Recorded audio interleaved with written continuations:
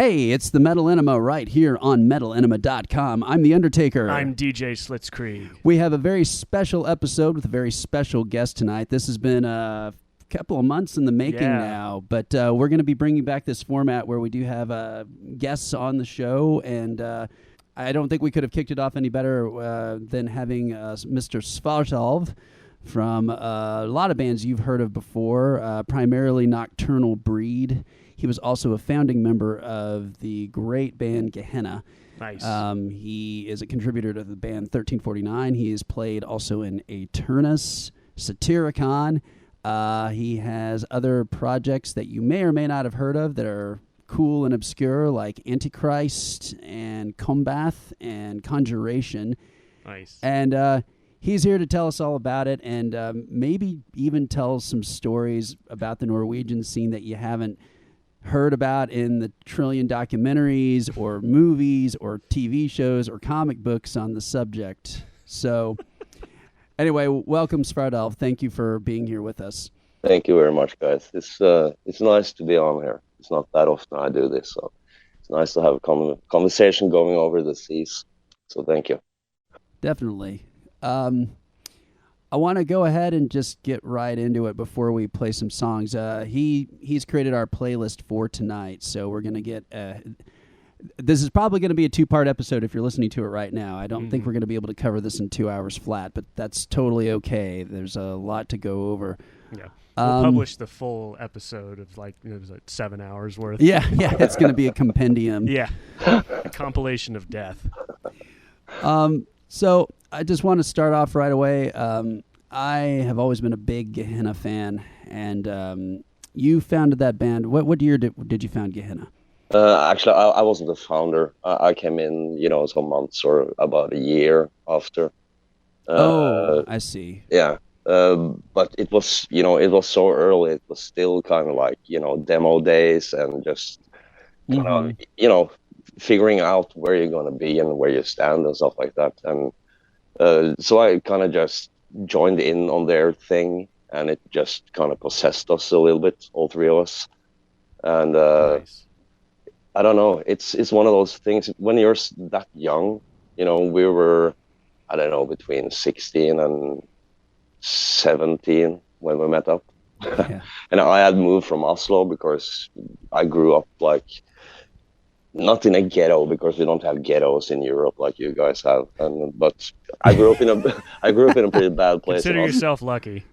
Yeah, actually I do. I know a lot of people that seems like they really want to get out of the ghettos, so I can understand that thing. Yeah. I had to get out too, because I could, it was either I'd turn into a junkie, thief and petty human, or I just, pick up this music thing and really get it going. So I moved to the West Coast. And this was before Euronymous was killed, and all the churches and Count Krishna and all that stuff. So the scene was so small, so you could kind of move like in the shadows silently without anyone noticing. So when I met these guys, it was just like an instant, I don't know, chemistry, thing. And from that, it just exploded into this little band. And which none of us had any clue was going to turn out to anything.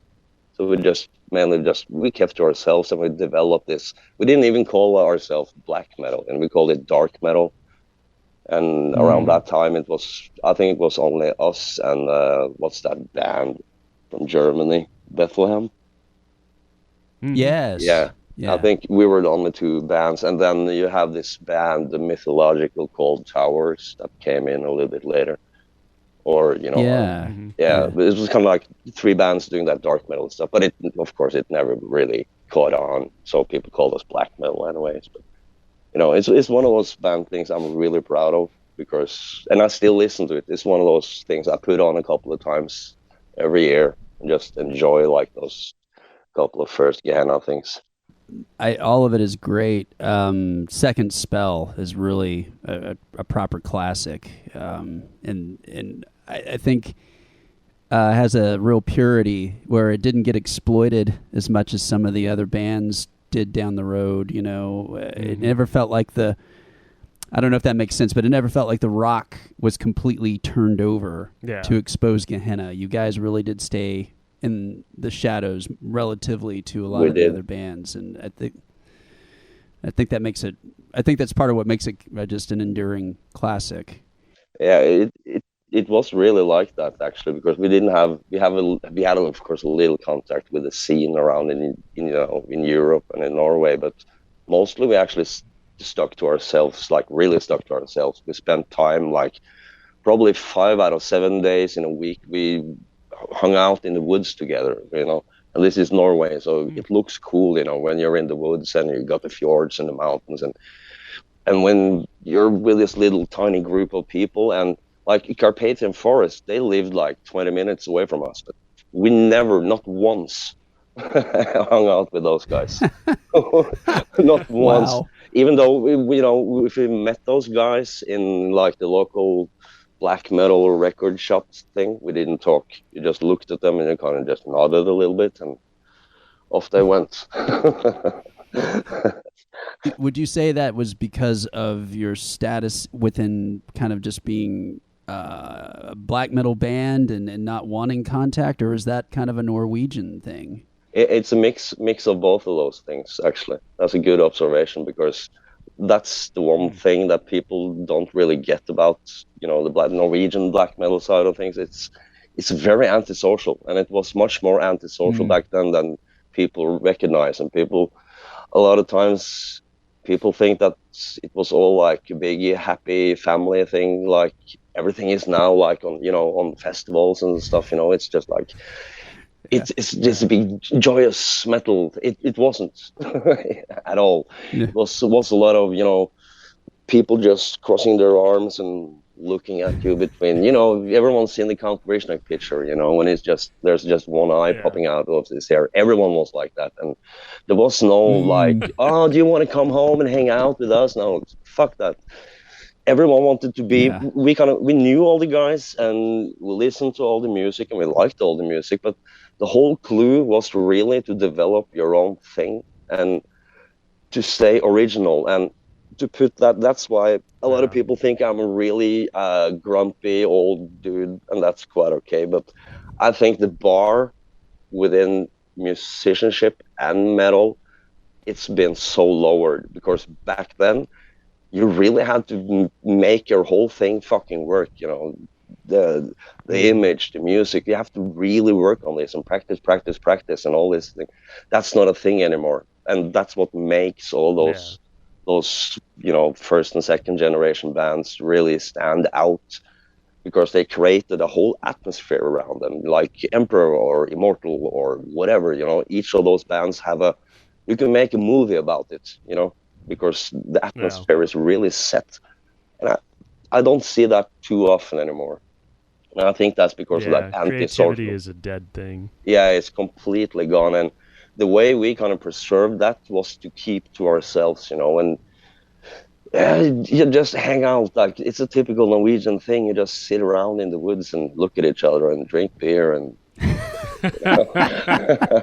do stuff. And it's not like in the States where you kind of have to be a little, keep your eyes with you if you're out in the boonies and stuff, so you don't run into people or, some whiskey makers or moonshiners or something like that. It's not like that in Norway.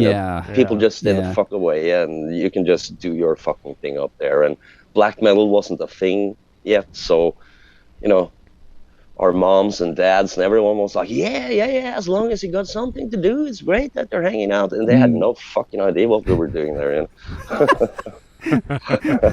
And that goes for all the bands. Wow. All the bands, all the black metal band is kind of middle class kids that's got really nothing to complain about in the world's most rich country. It's just like it's what happens. It happened in Rome as well. When shit gets too good, some people start getting dark thoughts. Yeah. Before we begin playing songs, that's a great question.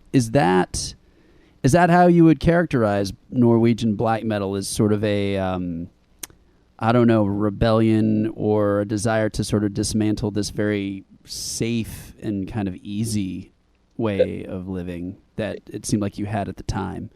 It very much is, and it's like it's a counter reaction to this thing that it came from the 80s and it just got worse and worse in the 90s. That it's like watching a demented person, or a person who's hooked on a cult. That glassy-eyed stare. That's what we kind of see in this over happy fucking hippie socialism thing, and it just started to kind of reek, and you're tired of it, and there's a lot of shit going on here too, and people love to pretend it's not going on. And I grew up on the dark side with junkies and a lot of death and crap, and I don't know, from when I was really young, it just stood out to me like a fucking open sore that there's something wrong, and it's too easy to kind of lift up the carpet and just push shit under there, and we all reacted at the same time. And the one thing that struck was, I can say whatever you want about Euronymous, but he's the one who kind of made this thing kind of pop around. And when I grew up at Kolbotn, in Norway, so the Mayhem rehearsal place was 10 minutes from where I lived, and of course that colored everything around me. It was always a myth about those guys. They're a couple of some years, 5, 6, 7 years older than me, and it was just a constant thing, this rumor mill going on, and it created rebellion out of paradise. Yeah. Wow. Well, on that note, let's go ahead and kick off your selection of songs here. And I guess this is a way to describe the way the black metal scene was looking at the Norwegian society at the time. They decided to show no mercy. It's Slayer from Live Undead. Gehenna, a myth seen through veils of darkness. Before that, Gehenna, the pentagram from Malice. Aeternus, Victory from Dark Sorcery. Zyklon B, Warfare from Blood Must Be Shed. Yes. And Slayer, Show No Mercy from Live Undead. Fuck yeah. Okay, so I'm going to have you tell us just a little bit about some of these songs. Obviously, the Gehenna song, of course, is from Second Spell, Seen Through Veils of Darkness, and then you wrote the pentagram for the album Malice, is that right? I actually, the reason why I picked Pentagram is that that's the last song I ever wrote for Gehenna before I quit.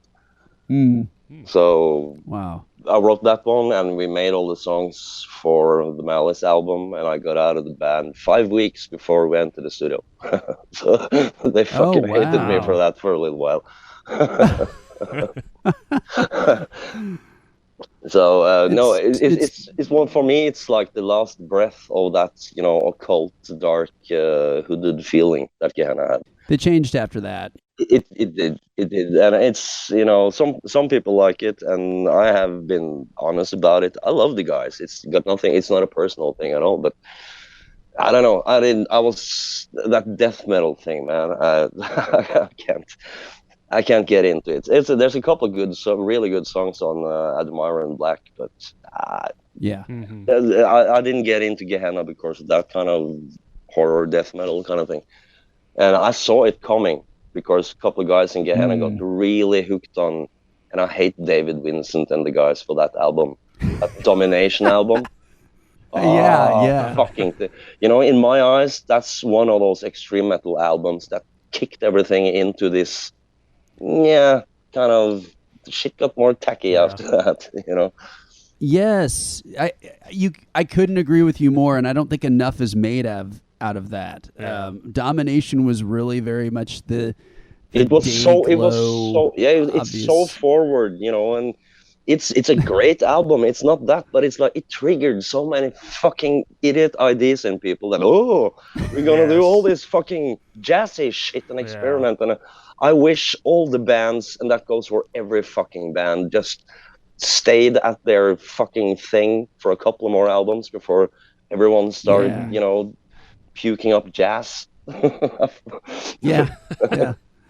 It's it's the same thing with Gehenna. It just took a wrong turn, and I see from the playlist here the other Gehenna song, A Myth from Seeing Through the Veils of Darkness. That's the first full-on song, like epic song that I ever wrote. All the music and all the lyrics and produced it and all. That's first time I ever really did that. So, and the vocals I did in one take because Garm from Ulver was there.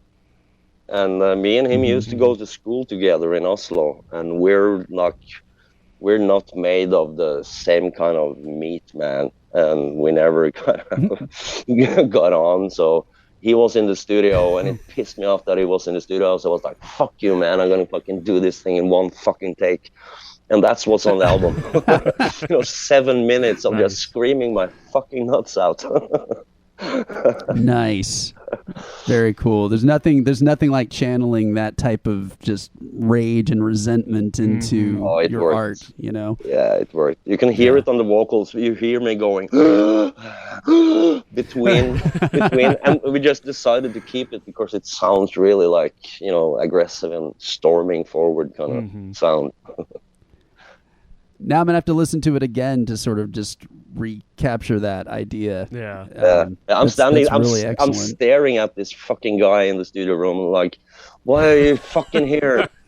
And it's 30 years ago, so it's all water under the bridge. But me and Garm, he got really into that Euronymous kind of army thing, that you shouldn't listen to this and do that, and you have to dress like this.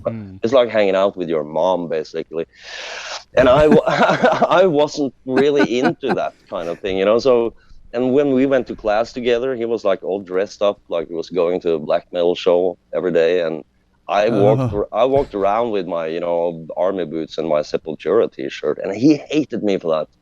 So when I moved to the West Coast and joined Gehenna, he actually wrote a letter to Gehenna on behalf of him and Ulver that they should fire me because I was a poser, because I wasn't a real black metal dude. And it was the wrong fucking band to write. A little too seriously. Yeah, way too seriously. And it was the wrong band to write this to, because all of us are metalheads. So we listened to, I think when we opened that letter, we was listening to the new Danzig album, so it was just completely fell dead, But of course, when he popped up in the studio a year later, I was like, what the fuck are you doing here? Fuck you, man. Yeah.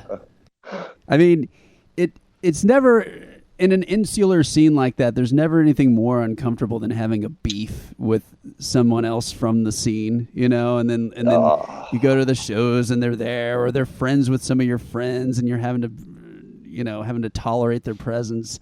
The drama. I hated that fucking drama. There was always drama. The whole thing is very pompous, and that's a little, when everyone is walking around thinking I am the most majestic thing in the world, of course it's going to get fucking pompous and idiotic. And it got the Swedish black metal war with Norway and all this shit. It's just fucking people with their heads up their ass, me included. I'm not like dissing everyone. I was just as much in on it as everyone else, and I was a fucking madman just as everyone else. But I think people should, admit and, beef up to it, because we were all having a fucking good time. And I see some people kind of like, they kind of like stand a little bit off from that person they were back then. It's like, who fucking cares? We were kids, we were teenagers, and, very young adults. If any of us met Euronymous now, you would be like, what the fuck what's wrong with this cartoon character, On that note, how do you feel about the fact that, like it or not, black metal is absolutely Norway's biggest cultural export at this point? The first feeling is like, what the fuck? Because, when I got into it, it was like maybe 1,000 people in the whole world who knew about it. But I don't know. I think it's cool. Yeah, I think the Finnish people and Swedish people are kind of proud of it too. Of course, the mainstream in Norway still kind of laughs at it, from the corner of their mouth. It's not taken seriously, but compared to all other music and art forms in Norway, we are way, way up there compared to them. So I think it's kind of nice. Yeah. It's, Yeah, not taken seriously by the mainstream is kind of a badge of honor at this point. It is. It's like I don't crave to be on the late night shows because of this. That's never why any of us got into it. Though some people have been sidetracked to do stuff like that. But it's hard to say no. When media is up there and saying, okay, here's 50,000. Do you want to go on a show? Well, yeah. Okay. Fuck, let's go on, Dances with Stars or some kind of weird It's worth mentioning, I experienced kind of the blowback from that because my band, Aversifera, we went out on tour with Gorgoroth in 2008 in the UK, and then just coincidentally, because I was over in Europe, I caught an EasyJet flight over to Norway to actually visit the 1349 guys. Yeah. But I got on the plane. I had all my gear. I was coming directly from the tour. I still had, the classic, the paint under your eyes. Couldn't get it all up. all these Norwegians were getting on the plane, and the plane was full, and it was open seating, but none of them would sit next to me. Everyone just ignored my row. And then I got to that airport that's the smaller airport right outside of Oslo, up a little bit north of. Okay. And they had that very small checkpoint, and the woman who was checking my passport, she said, hey, what's your passport? What's your business here? I'm just saying, that's personal. And then she just kind of slammed the passport down on the table and looked at me very square, and she goes, "Why are you here?" I was like, "I'm coming to visit friends in Oslo." And she just said, "Okay," and just angrily stamped it and put me through. But I was just, it was amazing to me because I was just going, I guess a lot of again, like kind of the mainstream Norwegian society just wasn't digging it. I know there's a lot made of black Packers. Yeah. Yeah. Everybody coming down to stand by the black metal spray painted logo at Nesseblod. That's very surreal. That part of things is just so surreal. I don't go to the Inferno Festival and stuff. I just, okay, it's turning a bit Hollywoodish, okay. Do you find, though, that it validates the efforts that you made? Do you think that doesn't matter to you, I guess? Do you feel any kind of validation from the fact that you were part of this movement that sort of, from an outside view, sort of almost took over your country? Yeah. It's like this double-edged thing because I was never looking for validation, but in some ways it's nice, but in some ways also you get validation from the wrong places, and it's still irritating that a lot of the so-called musicians in other scenes, they still kind of, I don't know, they won't even take it in that we kind of, beat them flat on everything that comes to music and stuff like that. But the person you talked about now, what they think about it, I hope they piss themselves, when they see people like us, like they did back in the days. And because it's again back to that, that blank-eyed, stared socialism kind of, everyone has to stay the same mentality thing. So it's a double-edged sword all the way through, coming to the music business as well, from labels and shit, taking it a bit serious and kind of try to build some. I've been trying to build many bands and things, and it's hard to get over a certain kind of height of the wall, so to say, because the labels are so fucking interested in Slipknot and I don't know things that it's taken over. That's, I know it's not your guys' fault, but that part of the American music scene, I fucking hate that. Oh yeah. It's our export. It's bullshit. We've trivialized it so much with our media and our interpretation of what went on over there, and a lot of people are fascinated with Norwegian black metal the same way they're fascinated with gangster rap. They're just like, oh, they really do that shit, you know.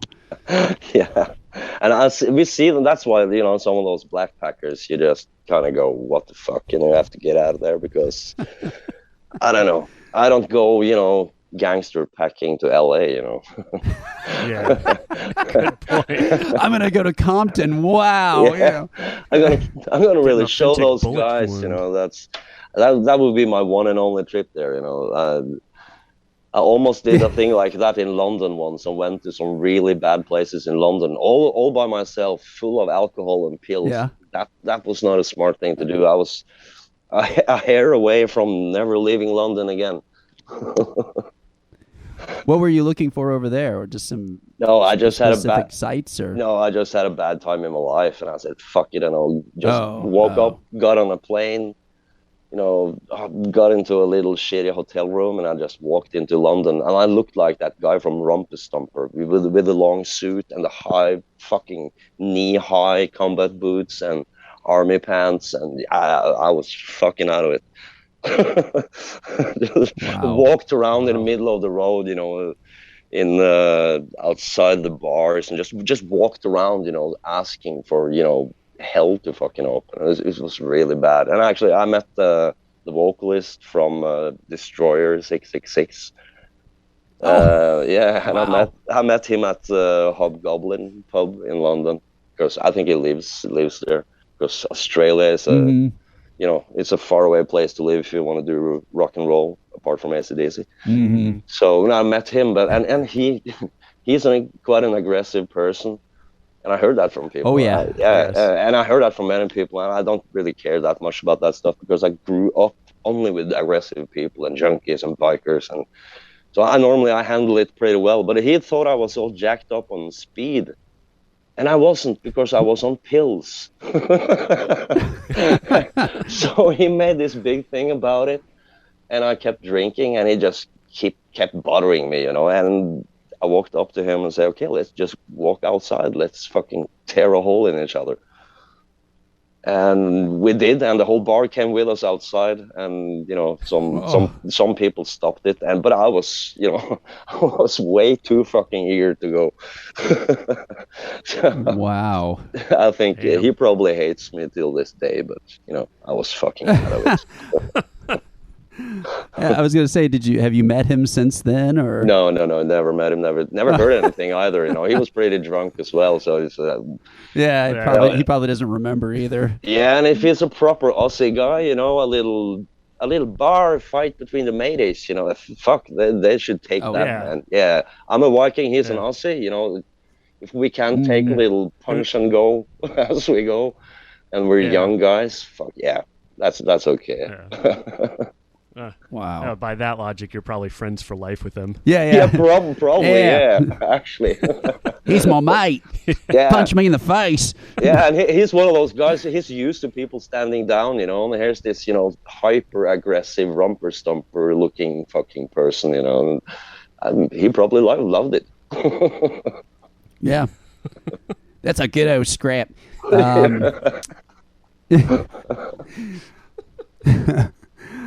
Okay, we're going to go ahead and play some more songs, and then we'll get right back to the conversation. There's more selected from Svartalv here on Metalenema. It's Sodom, Witching Metal in the Sign of Evil. Here we go. 1349, Blood is the Mortar from Beyond the Apocalypse. Autopsy, Your Rotting Face from Acts of the Unspeakable. Iron Maiden, Wrathchild from Killers, Eternal Classic. Living Death, Wood of Necrophiliac from Back to the Weapons, and Sodom, Witching Metal from In the Sign of Evil.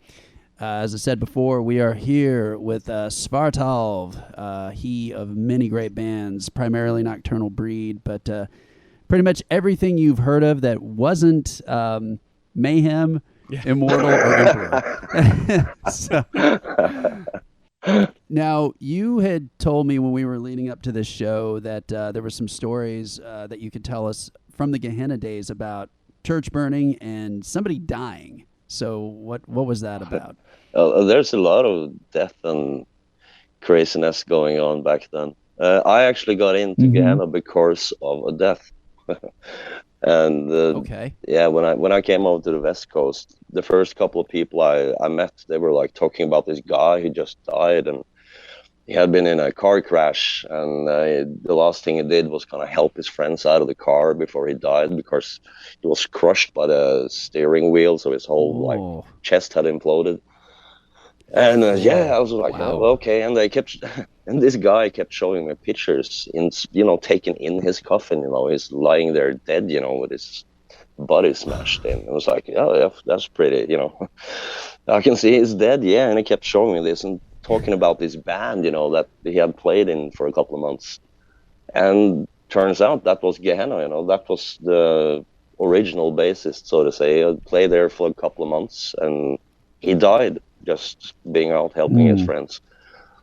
So wow, that kind of made me also, when I got into a band like that with that kind of serious carpet behind it, or blanket behind it, and this happened, only a month or two before I joined the band. So it was all kind of like I don't know, Metallica kind of feel. I don't know. When Jason got into Metallica, it was kind of a little bit hard. There was an edge there that I had to, show that I could fucking do this, So, and it made me really sharpen my stuff, and I stopped completely focusing on school, high school, and just Gehenna was everything, because it was like, okay, I come from Oslo, and they're like this tough guys from the West Coast, so I had to show them. It's like, yeah, it was pretty much a little Metallica thing going on there.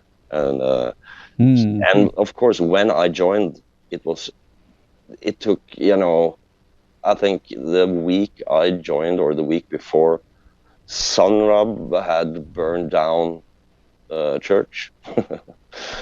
And the drummer, but he actually, the reason he left and Dirge Rep joined Gehenna was because he was caught red-handed, standing cross-legged like fucking James Hetfield on top of the organ, pissing down in the organ, while it was burning on the church wall, while the police stormed in the doors. Wow.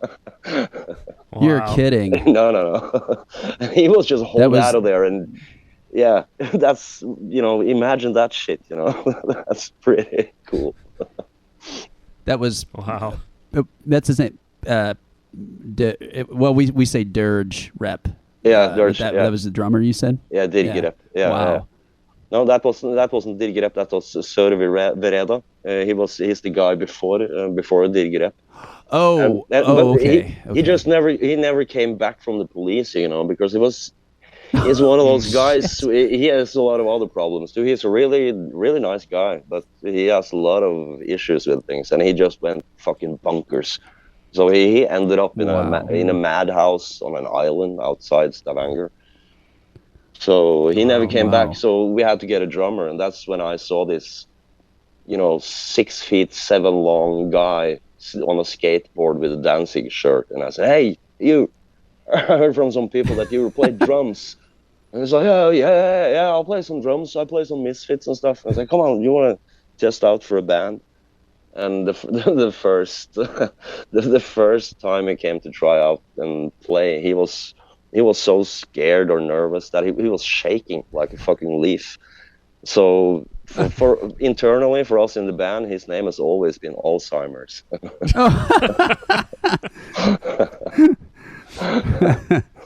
So no, yeah, and I don't know. There was around us. There was 3-4 attempted church burnings. 2 churches burned down. A forest burned down.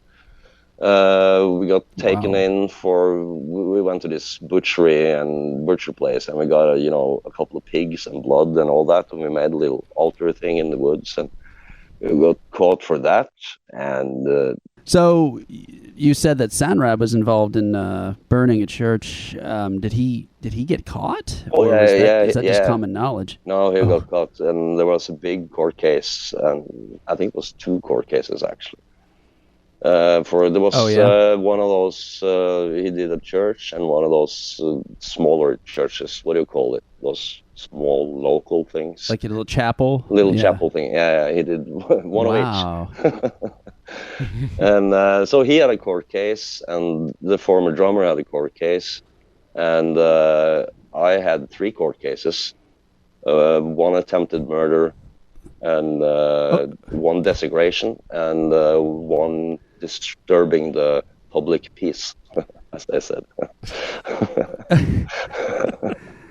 How do you get a charge like that for disturbing the peace in Norway? What were you doing? We were just taking some pictures for actually for my solo project, the Svartalv thing, and I had a girlfriend, just a friend who was with me, and we went to this old Victorian graveyard, and all the tombstones were just laying around like broken teeth. So it's like, oh, perfect. So I got down in there and took pictures and all kinds of shit. And she gave those pictures to a friend of the Dimmerborg guys, and he went into the army, and he brought these fucking pictures with him to the army. Oh. So this army dude, a military police guy, found them, and he sent them to the police, and he took copies and sent to the newspapers as well. So wow. I was woken one day from my mom calling me, and she was crying and just like that. And I had the center fucking fold in the biggest newspaper in Norway, and it said, "Here we are worshiping Satan," and it was me just spread out there in the middle of the whole thing. Wow. And from there, everything just went into court cases and stuff for years. Oh God. As usual, Dimmu Borgir fucking things up. Yeah, getting it all screwed up. So did you, if you don't mind my asking, did you ever have to go to jail, or did you manage to stay out? No, I was really young. So when that thing with attempted murder, that was just me getting fucking hammered one night and trying to get into this fancy fucking Miami Vice looking club that is 24 and up, and I was only only 17 then, almost 18. Yeah. And I was trying to get in there. Wow. People have told me, I don't remember anything from this night, and people have told me that I was trying to get in, and they stopped me. So I just like walked 50 yards up the road. I pulled out the big knife and I just ran for it, and I ran towards this door guy, and it's gonna fucking slaughter you. And when I jumped at him, I didn't see this because I was fucking wasted, so, but there had been police. He was standing there talking to the police. So they just grabbed me. It was just like, I was just flying into their arms, and they grabbed me, and I woke up in a prison, and I spent one day in prison. And in the court case, I managed to, talk myself out of it and explain that, I was underage and blah, blah, blah, and I grew up with junkies and all kinds of bullshit just to get out of it. So I just got, I don't know what you call it, but I got one of those, if I farted wrong one more time, I would get 2 years. Yeah. But so you did not, you farted correctly for the next 2 years. Yeah, I did. Yeah. They tried though to get me for all kinds of shit. Every time someone, flipped over a tombstone or tried to light some kind of shit up, I had to go to police interviews for years and years and years. That was really, and the most irritating thing is that they won't let me into the United States, Because, I'm marked as an extremist and with attempted murder. So I've tried to talk to the embassy both here and in the States and all things. So the only way for me to get to the States is I need a temporary pardon from the governor of the place I'm going to, and I have to stay in this one place, and I can't work, and I have to. And they won't give me a temporary pardon. There's no reason for them to let me in. No. So that's why I never played in the States. No. I see. All right. Well, that it's getting harder and harder. Like I'm good friends with the guys in the band Watain, and they don't. Their guitarist got put on the list, even though he had not actually committed any crime. They just decided they didn't want him, and they went through his phone and found questionable photos, and they said, nope, you're not getting in, and you can't get in. So it doesn't take much over here to be banned these days. In particular. Yeah, everyone in your government is on edge, so I can understand it from that perspective. But we're the free country. Yeah. That's that American dream thing. That's that's a 300-year-old social experiment. Yeah. Basically, it's going well. No, all Europe is sitting here and watching, from the 1600s. They've been like, let's watch this shit go down. There's two new countries. Yeah. You have Israel and you have America. Let's see who does what. And none of it went pretty good. I don't know. There's a lot of good things about the U.S. Don't get me wrong. I grew up with cable. When they turned on cable TV, in 1994 they turned on cable TV, and I was fucking there. And I'm that kid that is in the start of that Megadeth video. Who's sitting there watching. That's me. That's how I grew up, because my mom was working 24/7. So I was there glued to that fucking thing, watching shows that went way before Headbangers Ball, stuff like the Bailey Brothers and Monsters of Rock and stuff like in the early 80s and stuff. I grew up on that shit. I grew up on that, and my junkie neighbor who kept feeding me, I remember the day he was like, yeah, check this out. This is the, Master of Puppets, the new Metallica album. Like, yeah, fuck, to have a neighbor like that who's 25 years older than you, you just get mesmerized by the shit, everything he brings home, Yeah. Tons of additional questions for you, but we're going to go ahead and do another block of songs here. It's Annihilator, Alice in Hell, from the Alice in Hell demo. Here we go. Antichrist from...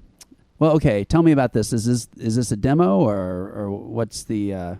we have two tracks here from Antichrist. It's a really weird thing.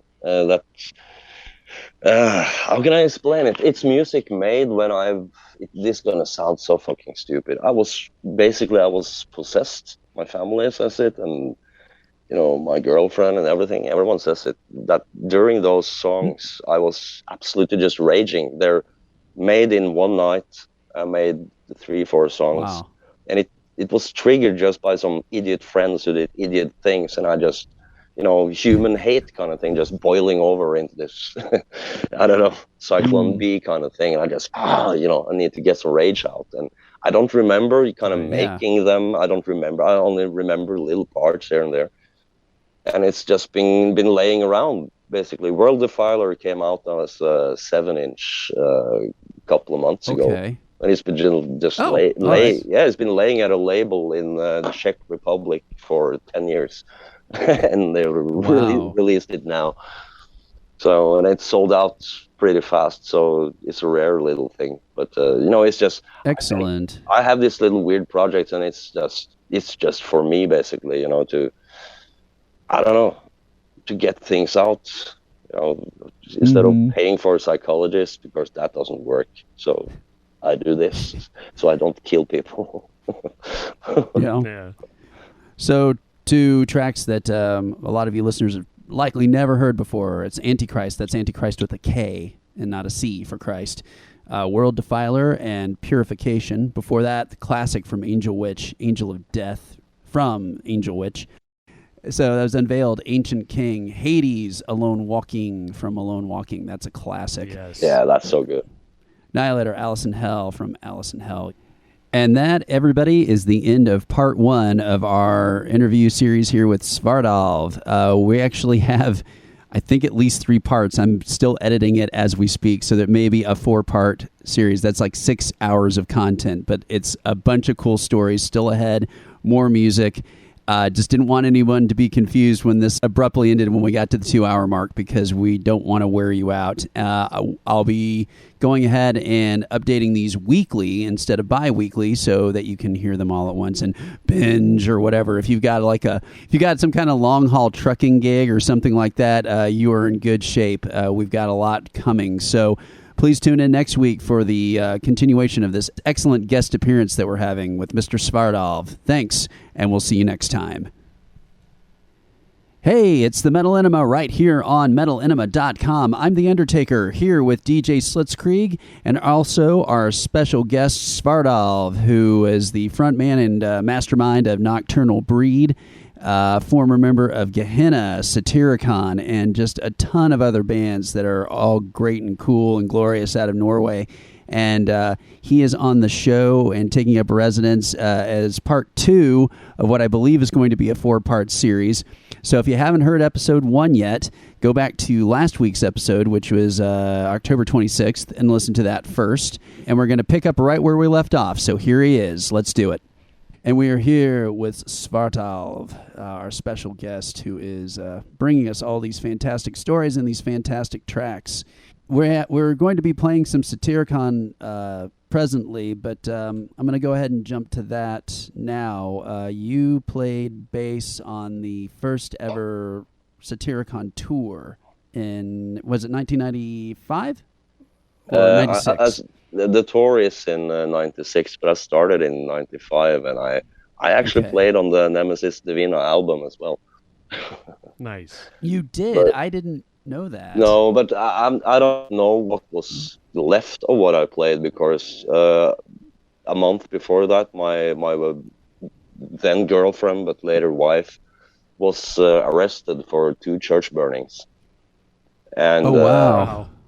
Yeah, so I was really out of it and in and out of, going to the police and lawyers and media, television channels and, all kinds of bullshit. So I was so fucking distracted. So when we went into the studio to record Nemesis Divina, I didn't have my brain with me, so to say. So I laid down all the tracks on the bass, and I know Satyr, he wasn't pleased, and he just said, go home and do your thing, and I'm gonna lay down some more bass tracks.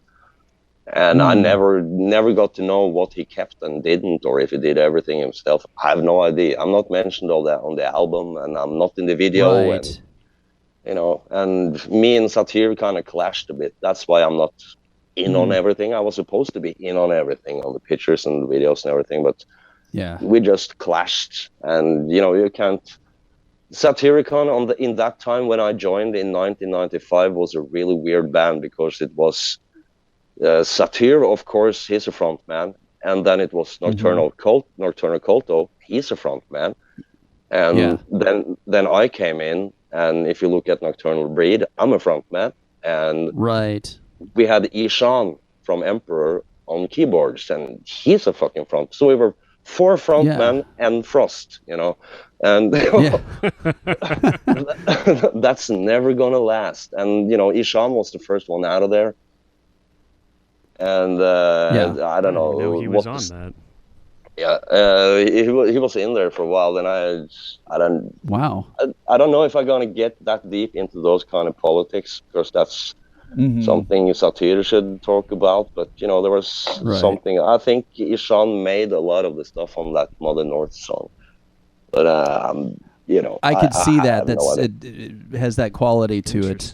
If you know how Ishan makes music, I can also hear stuff in there which is like, this is so Ishan, But I'm not gonna get too deep in that. So when I joined, he was in there for about a month, and he got out of there. So, but in that sense, I think I had one of the toughest break-ins ever. Actually, I didn't think about it then, but the first time I came from the West Coast, moved to Oslo, joined Satyricon, and the first time I played with them, I had to play, and Nemesis Divina is a pretty intricate fucking thing.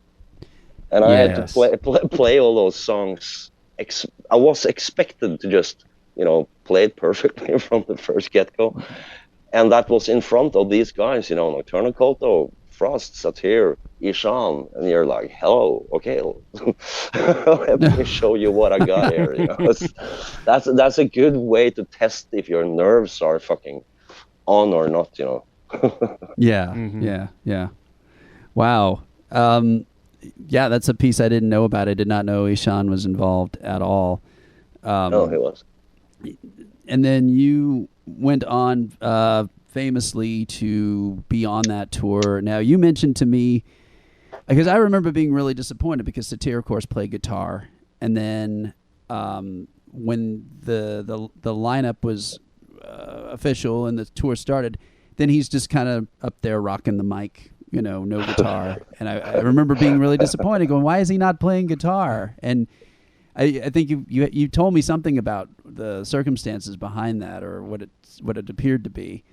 Yeah, we were just as surprised as you. Did I you don't rehearse know. with him on guitar? Yeah, on and off though, because Oh, some rehearsals he was just sitting on a chair playing the guitar. So the Nocturnal Culto and I could kind of pick what we were supposed to do and stuff like that.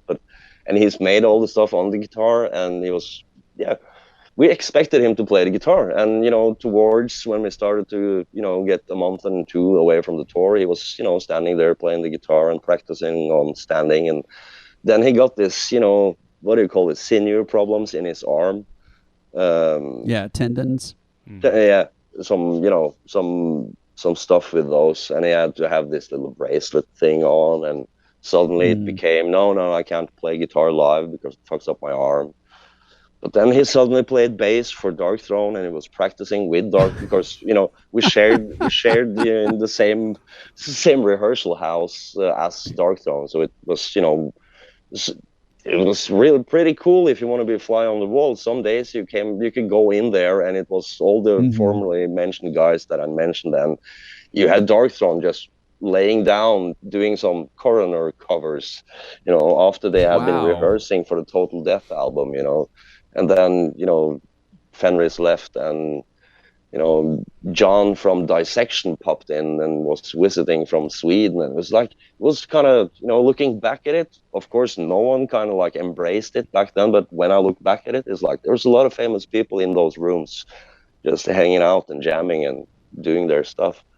Wow. And it's worth mentioning. I always remember back in the 90s when those like the internet was brand new, of course, and seeing photos of the Satyricon tour, and always being now, and I wasn't able to keep score because there wasn't a whole lot of information going on. I didn't actually know that it was you on bass, from Gehenna and also Nocturnal Breed. I figured that out later. But I remember I was going, that fucking guy is a maniac. Just every picture, Satyr's kind of just standing there looking, Satyr, and you're just kind of right to over his left shoulder, just like and yeah, and I really I love that contrast. Yeah, I don't think he loved that contrast. He actually after a couple of shows, he actually told me to calm down.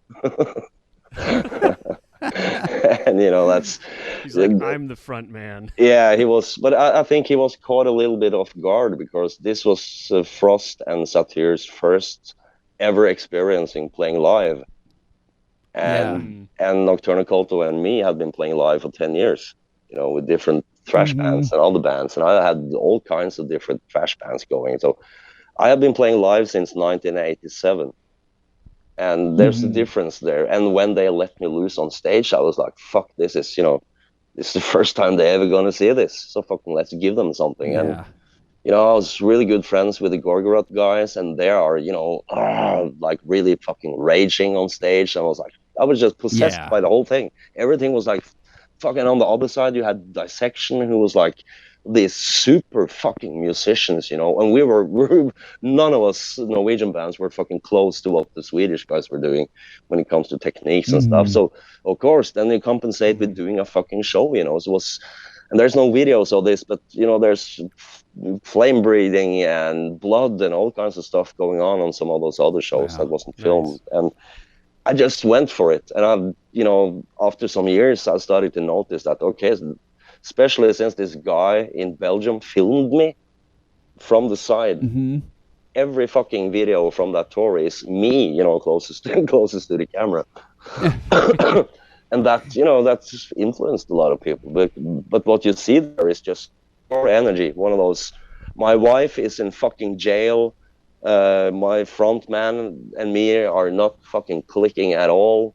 And I'm watching the audience, and it's 1996, so I'm seeing this wave of bullshit coming through, and it was just like it just all came out. And of course, Satyr being Satyr, we weren't allowed to drink, not one fucking beer before the shows, so I had to run off, here and there, and kind of steal down a little beer and smoke a little half joint, and stuff like that. And I had some morphine in my bag that I brought from Norway then I had a little sip of that, you know. So what you're pretty much what you're seeing is a 19, 20-year-old guy stoned and on morphine and alcohol, just wow, being possessed by it. And some of those songs, you know, Path of Sorrow and that old Satyricon stuff, it's really possessing to play when you get into it. Yeah. It's long riffs, you know, you're playing the same riff for a long time, and it just kind of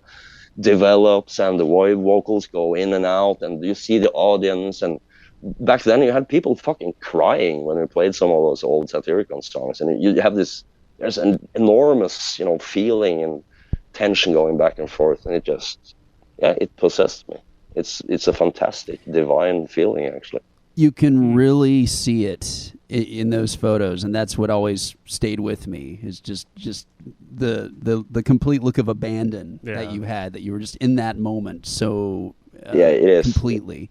If you'd gone up to me, if you'd come up on stage to me, then I had no idea what I would have done. I would probably, because we were all carrying knives, because it was dangerous times. We had big knives hanging on the backsides and stuff like that. And I had no idea. It, you know, you're so possessed, you're fucking out of it, like really, actually out of it. And the only guy I heard talk about that really well is, you know, Jazz, from the vocalist from Killing Joke, who kind of sees that you have to, there's a couple of levels of music, and when you're playing live, some people can go to that, you know, sub level where, and he's talking about everything just going silent, and you can kind of watch everything, just time stops everything, and you can watch the other guys you're playing with, you can see the audience, you can kind of stand there in this trance-like state and observe everything. And it's a thing that is so hard to explain to people who don't play or haven't been on a stage or done things like that, you know. So, and when then that's when you realize that it doesn't really matter if you're an underground band or if you're Freddie fucking Mercury, you know. And there's a thing that happens, you know. And that it's definitely it's a real phenomenon, for sure. It is, and that's what keeps people going. That's why Dave Mustaine is still up there, and, you know, Paul McCartney and Rolling Stones and all this, because, you know, there's some, and you get hooked. I get hooked on that thing. I'm not hooked on those other, you know, 22, 23 hours on a tour when it's just drinking and bullshit. I'm not hooked on that. I'm so fucking finished with that thing. But that, you know, when everything works with a band, that's fucking magical. Especially when it's in the start of a scene, like then, you know, I'm not sure it's the same thing to go and see Satyricon nowadays. I've never seen them live. No, it is not. No, okay, I'll take your word for it. It's not fun watching a Mater D sing at you. Satyr always looks like he's about to show you to your table. Yeah. I'm not going to comment on that.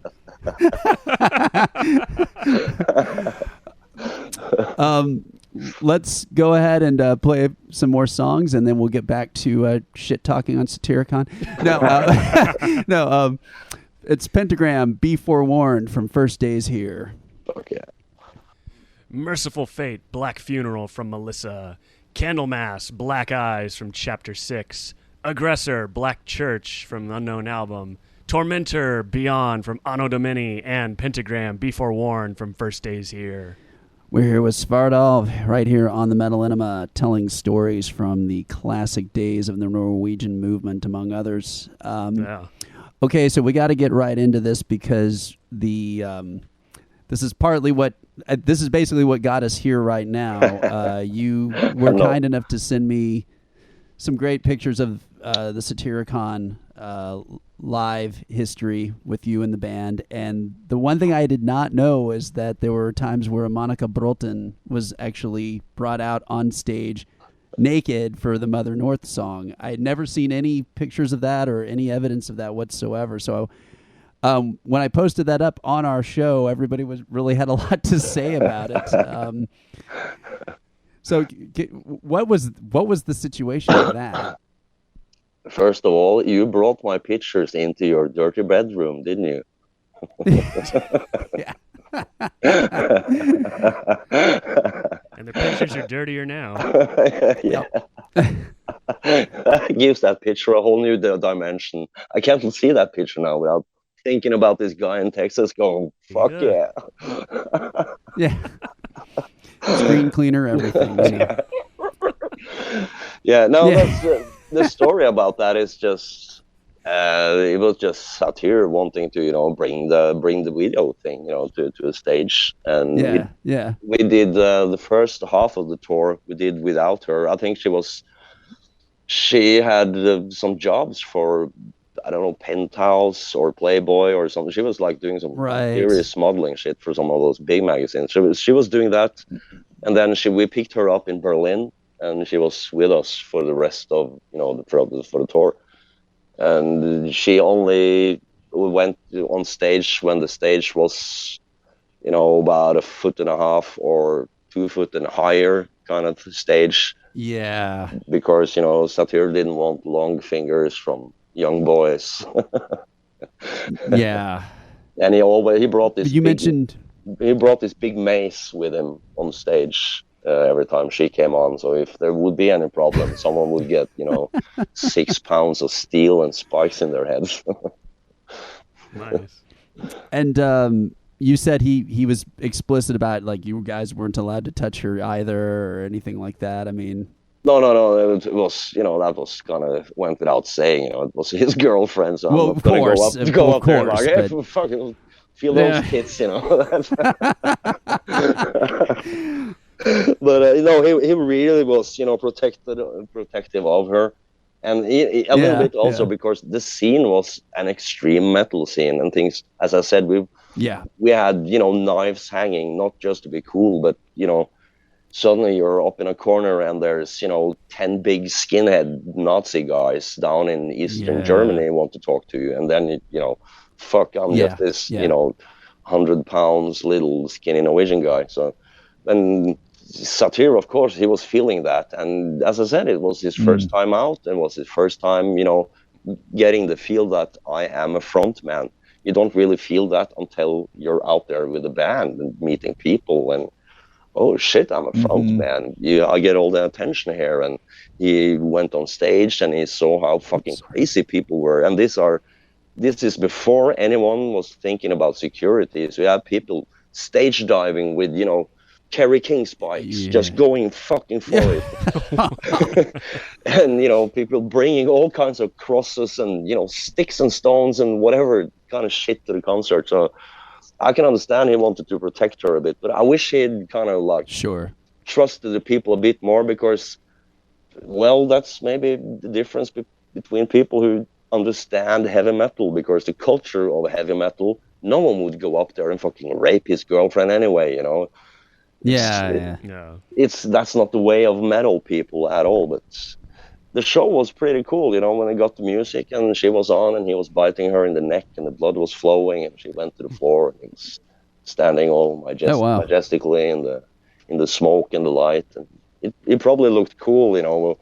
I heard from so many 16, 17, 18-year, 20-year-old people who went to that concert those concerts, and that was their first concerts ever, and it just kicked them completely, complete U-turn into the extreme metal scene. And I think at least 50% or more of those guys, especially, they went home and they started the band, after that. Wow. Mm-hmm. It's interesting to be able to chart those sorts of impact points in time where, a tour or an album, it was a turning point for not just a band, but maybe for a part of the movement. Because, I was a Satyricon fan, and then Nemesis Divina came out, and I was just like, wow, this is ambitious. And it was funny because I don't know if you would agree with me, but it seemed like there was this point where the bands really tried to get more ambitious and within the scope of their sound. Satyricon had Nemesis Divina, then Emperor came back with Anthems to the Welkin at Dusk, which was, I thought, very compositionally ambitious. Yeah. But then suddenly everything turned into Nine Inch Nails. Satyricon did Rebel Extravaganza. I mean, Emperor wasn't as guilty of that, but everybody started looking like they were from the Matrix. TT from the band Abigor always refers to the Norwegian movement going into the Matrix. Oh fuck! But it's true. All that is true, and let's be honest. All the bands turned shit or shittier. I think the benchmark is 1996. You know, it's the reason why I started Nocturnal Breed. I was sitting on the Satyricon tour, and everything was changing around me. Everything, you could hear the Dimmu Borgir thing starting to change shit, you know, in the corner there.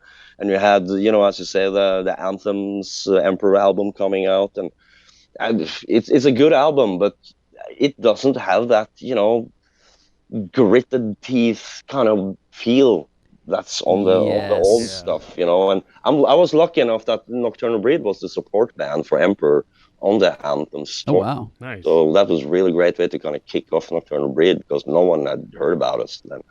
But yeah, it's true as you say. And then Satyricon had Nemesis Divina, which is a great album. But if I'm gonna walk up in the mountains here, I want to put on the first Satyricon album, because that's where that Norwegian atmosphere thing lives, you know, proper. To all the bands, and as I said earlier, we have to go back to David Vincent and kick him out. And he lives close by you, I know. You need to kick him. You know. He does. Yes. He does. Drag him into the boonies and talk to him. No, it's a thing from there. You know, he started that whole 9 Inch Nails, you know, quotation marks kind of thing. You know, with. Oh, I hate it so much, that feel when I looked over and there's the Covenant, and you're like, oh, this stinks. Fucking hell, what kind of pool did they step in? And then you had Marilyn Manson coming with all his stuff from the backside. He's really the one who triggered it. And then you have that, you know, the 9 Inch Nail things. You have the, you know, the Morbid Angel thing that triggered a really modern kind of sound experimentation with samples and nothing against samples and industrial music. I love it to the bone, but I want it to be its thing. I didn't want it to be. And a band like Ulver, so even though I was never Garm's best friend, I always loved Ulver. The 2 first releases and all demo stuff is fantastic. But, you know, the U-turn they kind of took straight into sample land is like, what the fuck? Why don't you just start another project, man? Because it's just like Metallica. I listened to Metallica for a fucking reason. And when they just went too far off the rails, I can respect them as musicians, as people, but I'm not going to listen anymore. Fucking shit. I can't do load and reload and, you know, all that shit, you know. It's not, I don't try to offend them, but I never wanted that, you know. It's so many bands, you know, all the bands who just took a U-turn, and, you know, especially in the 90s, and you just go, what the fuck, you know? What the hell's happening here? You have Paradise Lost, and I remember I worked for Paradise Lost. Of course, all through all the years, I've been working at all the big venues and, you know, stadiums and stuff in Oslo. And I worked for Paradise Lost in 2001, I think, 2002. And the whole show started with a bunch of hip-hop kind of beat samples, you know. And there was a lot of, you know, techno shit and hip-hop stuff. You know, where's this coming from? Yeah. No one ever fucking wanted this, ever, when they got into Paradise Lost. For fuck's sake, Gone are the days of the Sieg Heiling robot. The what? Yeah, the first album. The Sieg Heiling robot. The Sieg Heiling robot. The Lost Paradise cover. Even when it came out, I was like, ooh, that's a cover. That's pushing it, man. That's really pushing it. Yeah. But I never heard any reactions about it. But it's the Sieg Heiling robot. I never really thought of that. I always just thought it was just reaching forward. I never thought only one hand is up. It's a full-on one, and no one's reacted. I guess it's a reason why. Yeah, I think that's why they don't talk about it, which is a shame because it's a great album. Yeah, I played with. It's a classic. I played with Paradise Lost in 2019. We played with Sodom and Paradise Lost and stuff, and. Nice. It's Paradise Lost was like one of those like, I'm gonna go down and have a look at them because I want to hear some of those old classics, and I want to just stand here with it was in Holland, so I just want to stand there with my joint and fucking enjoy this slow doomy stuff. Yeah. And I never seen a band in a long time with that little fucking energy. There was nothing. It was like the vocalist was so arrogant. It was like this was the most boring fucking time of his life, and it's like, oh, you're fucking killing it. And after them, Candlemass came on and played the whole Epicus album, and then you're like, yes, here's this thing about where you put the fucking bar, you know, there's a benchmark, and try to fucking reach it. Even though you're a big old band, you still need to reach that fucking benchmark. And that's why I can respect a band like Metallica, because if you go to a Metallica show nowadays, they're still fucking packing energy, you know, 2 hours of fucking energy. And I can fucking respect that, even though half the playlist makes me want to sit down and go all grumpy. But, you know, still there's 40,000 other people who, you know, disagrees with me and have the best time of their life. Same thing with Iron Maiden. Iron Maiden hasn't released an okay album in 25, 30 fucking years, if you ask me. And the last album is one of the most boring. It's not bad, but it's just like, oh, it never stops. Yeah. But you go to one of their shows, there's 50,000 people crying and just, what the fuck? You know? And then you see Paradise Lost, for example, and some of those other bands just like, don't be so arrogant that you're just standing there almost shoegazing and just, you know, fucking give it all. That's the only thing I want. Give it all. Play shit songs, I don't care. Just give it all. Yeah. You know, it's worth observing, like Tom G. Warrior is doing that Hellhammer tribute band. Have you happened to seen that? Did you catch that yet? No, I haven't. Have you seen it? No. We got to see it at Maryland Death Fest, and it was outrageously good. Never seen that guy play with just. I mean, well, I didn't get to see Celtic Frost back in the 80s. None of us did. None of us fucking did. No, yeah, it's really true. I haven't met hardly anyone who said like, yeah, I went to a Celtic Frost concert.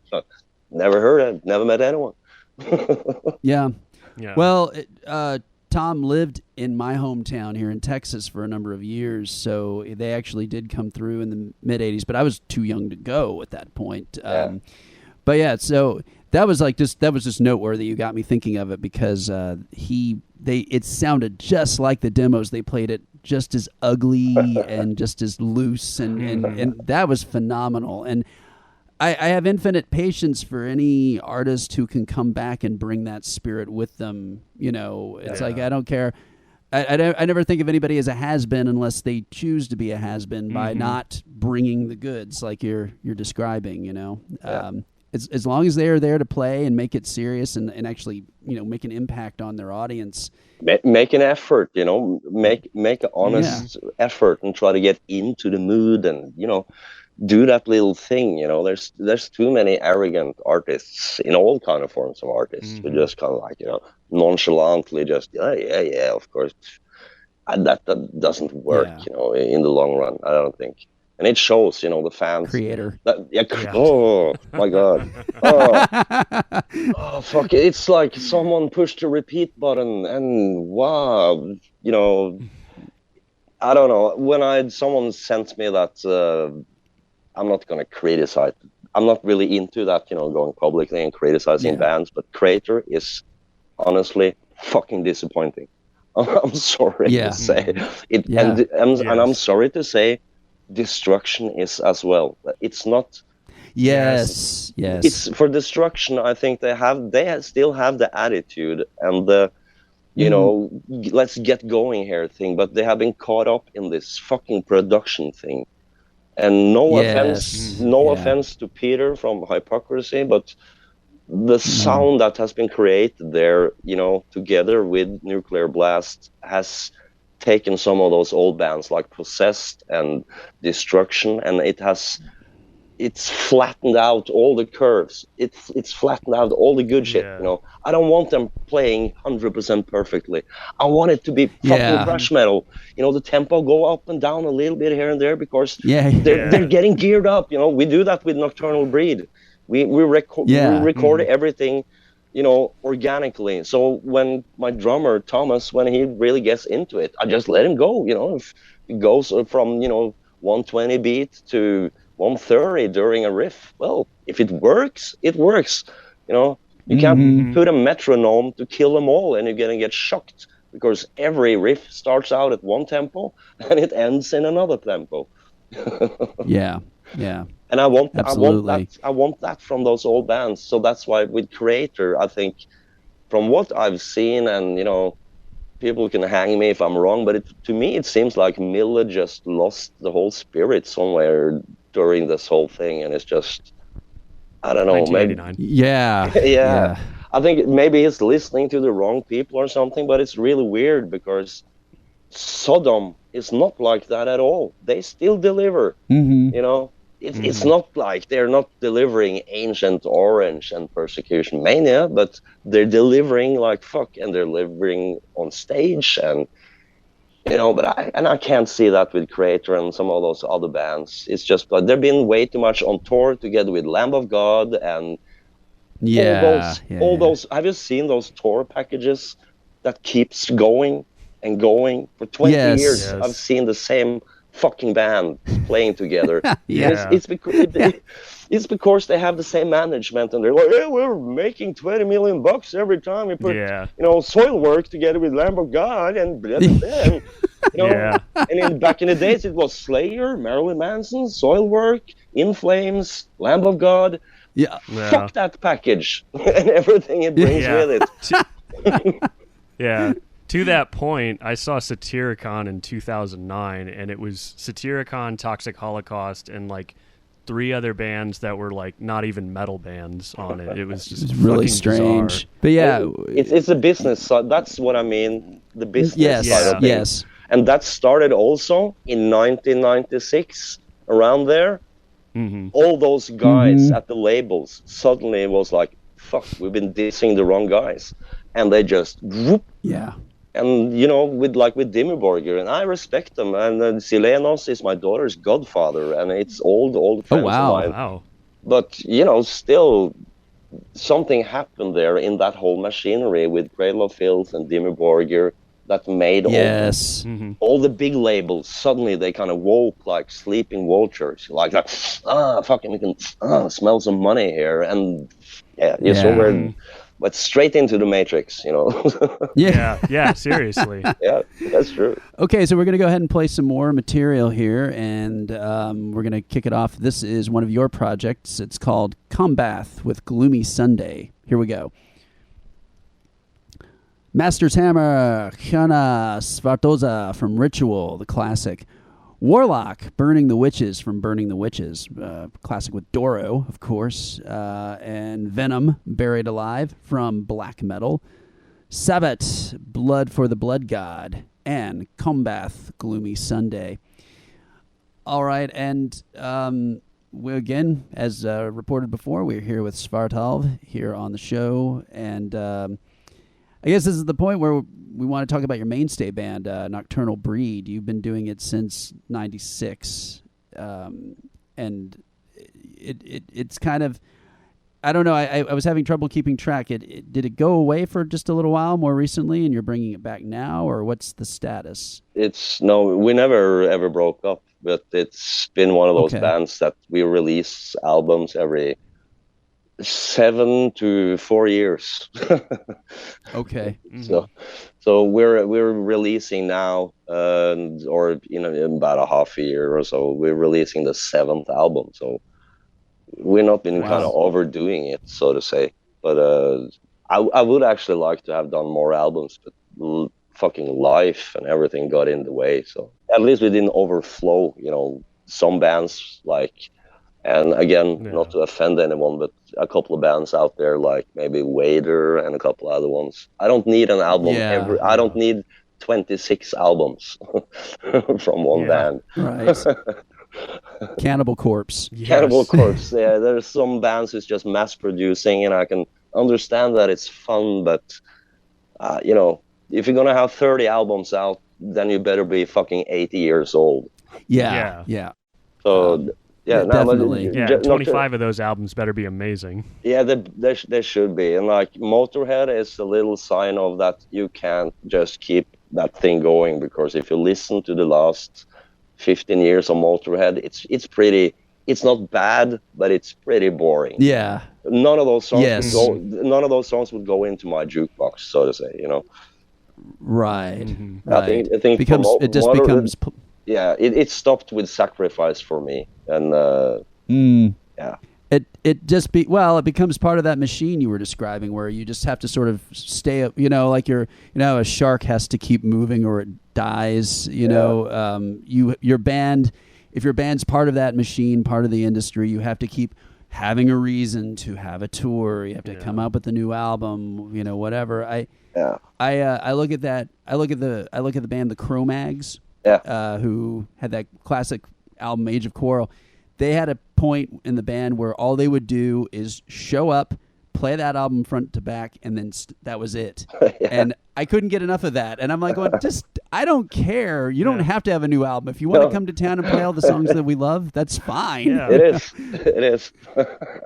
Absolutely. You don't have to turn into Anvil, and just like, this is album 47, doing the same fucking boring shit. Just like, guys, it died right after Metal on Metal, just come on.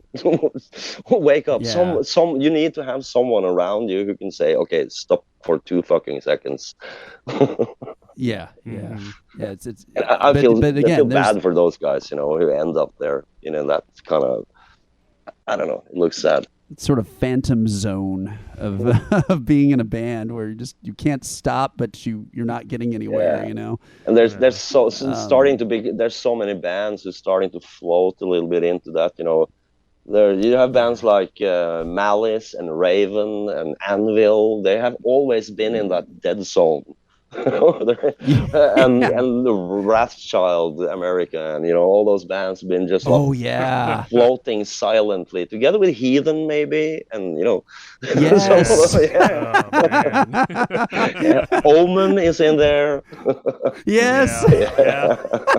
Most of the heavy metal bands. We should do a whole show dedicated to dead zone bands. Yeah, that's cool. They all have like 1 or 2 really killer songs, but they never managed to kind of procure their own little recipe, and they just faded into this. Oh, some of those bands, it's like, come on, man, you just give it 20% more and you're there.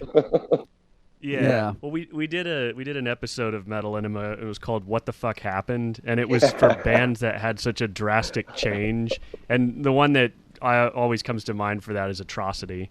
Yeah, Atrocity. They're in that dead zone. When we were out on the first tour with Nocturnal Breed and Emperor. Mm-hmm. That's when Atrocity came out with that album cover with this latex woman with this big, I don't know. Yeah. It was kind of just looking at it, was like, what are we going? Latex, Sado? I don't know. Where are we going now?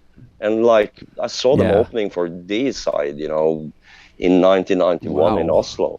And then it was all hair and death and, gore. And suddenly it's what the fuck? Yeah. It's latex pants. And they walked straight into that fucking Matrix too.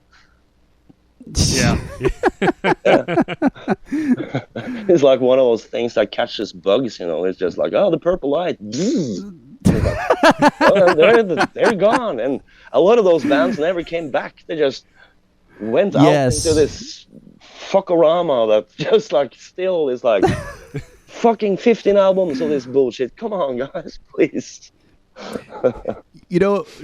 One of the best visual maps of that history, that point in time, that difficult post 1996 time, was that zine Nordic Vision. I know you remember this one. Yeah.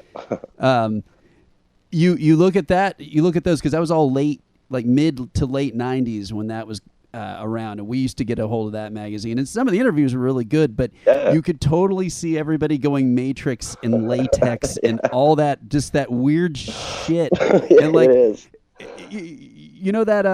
that book, The Portrait of Dorian Gray, where it's the guy who's forever young. Okay, the ads in the magazine were always the portrait of Dorian Gray. You're like seeing the new album coming out and the new group photo, and you're like, what the fuck is happening? You know? It is. Yeah.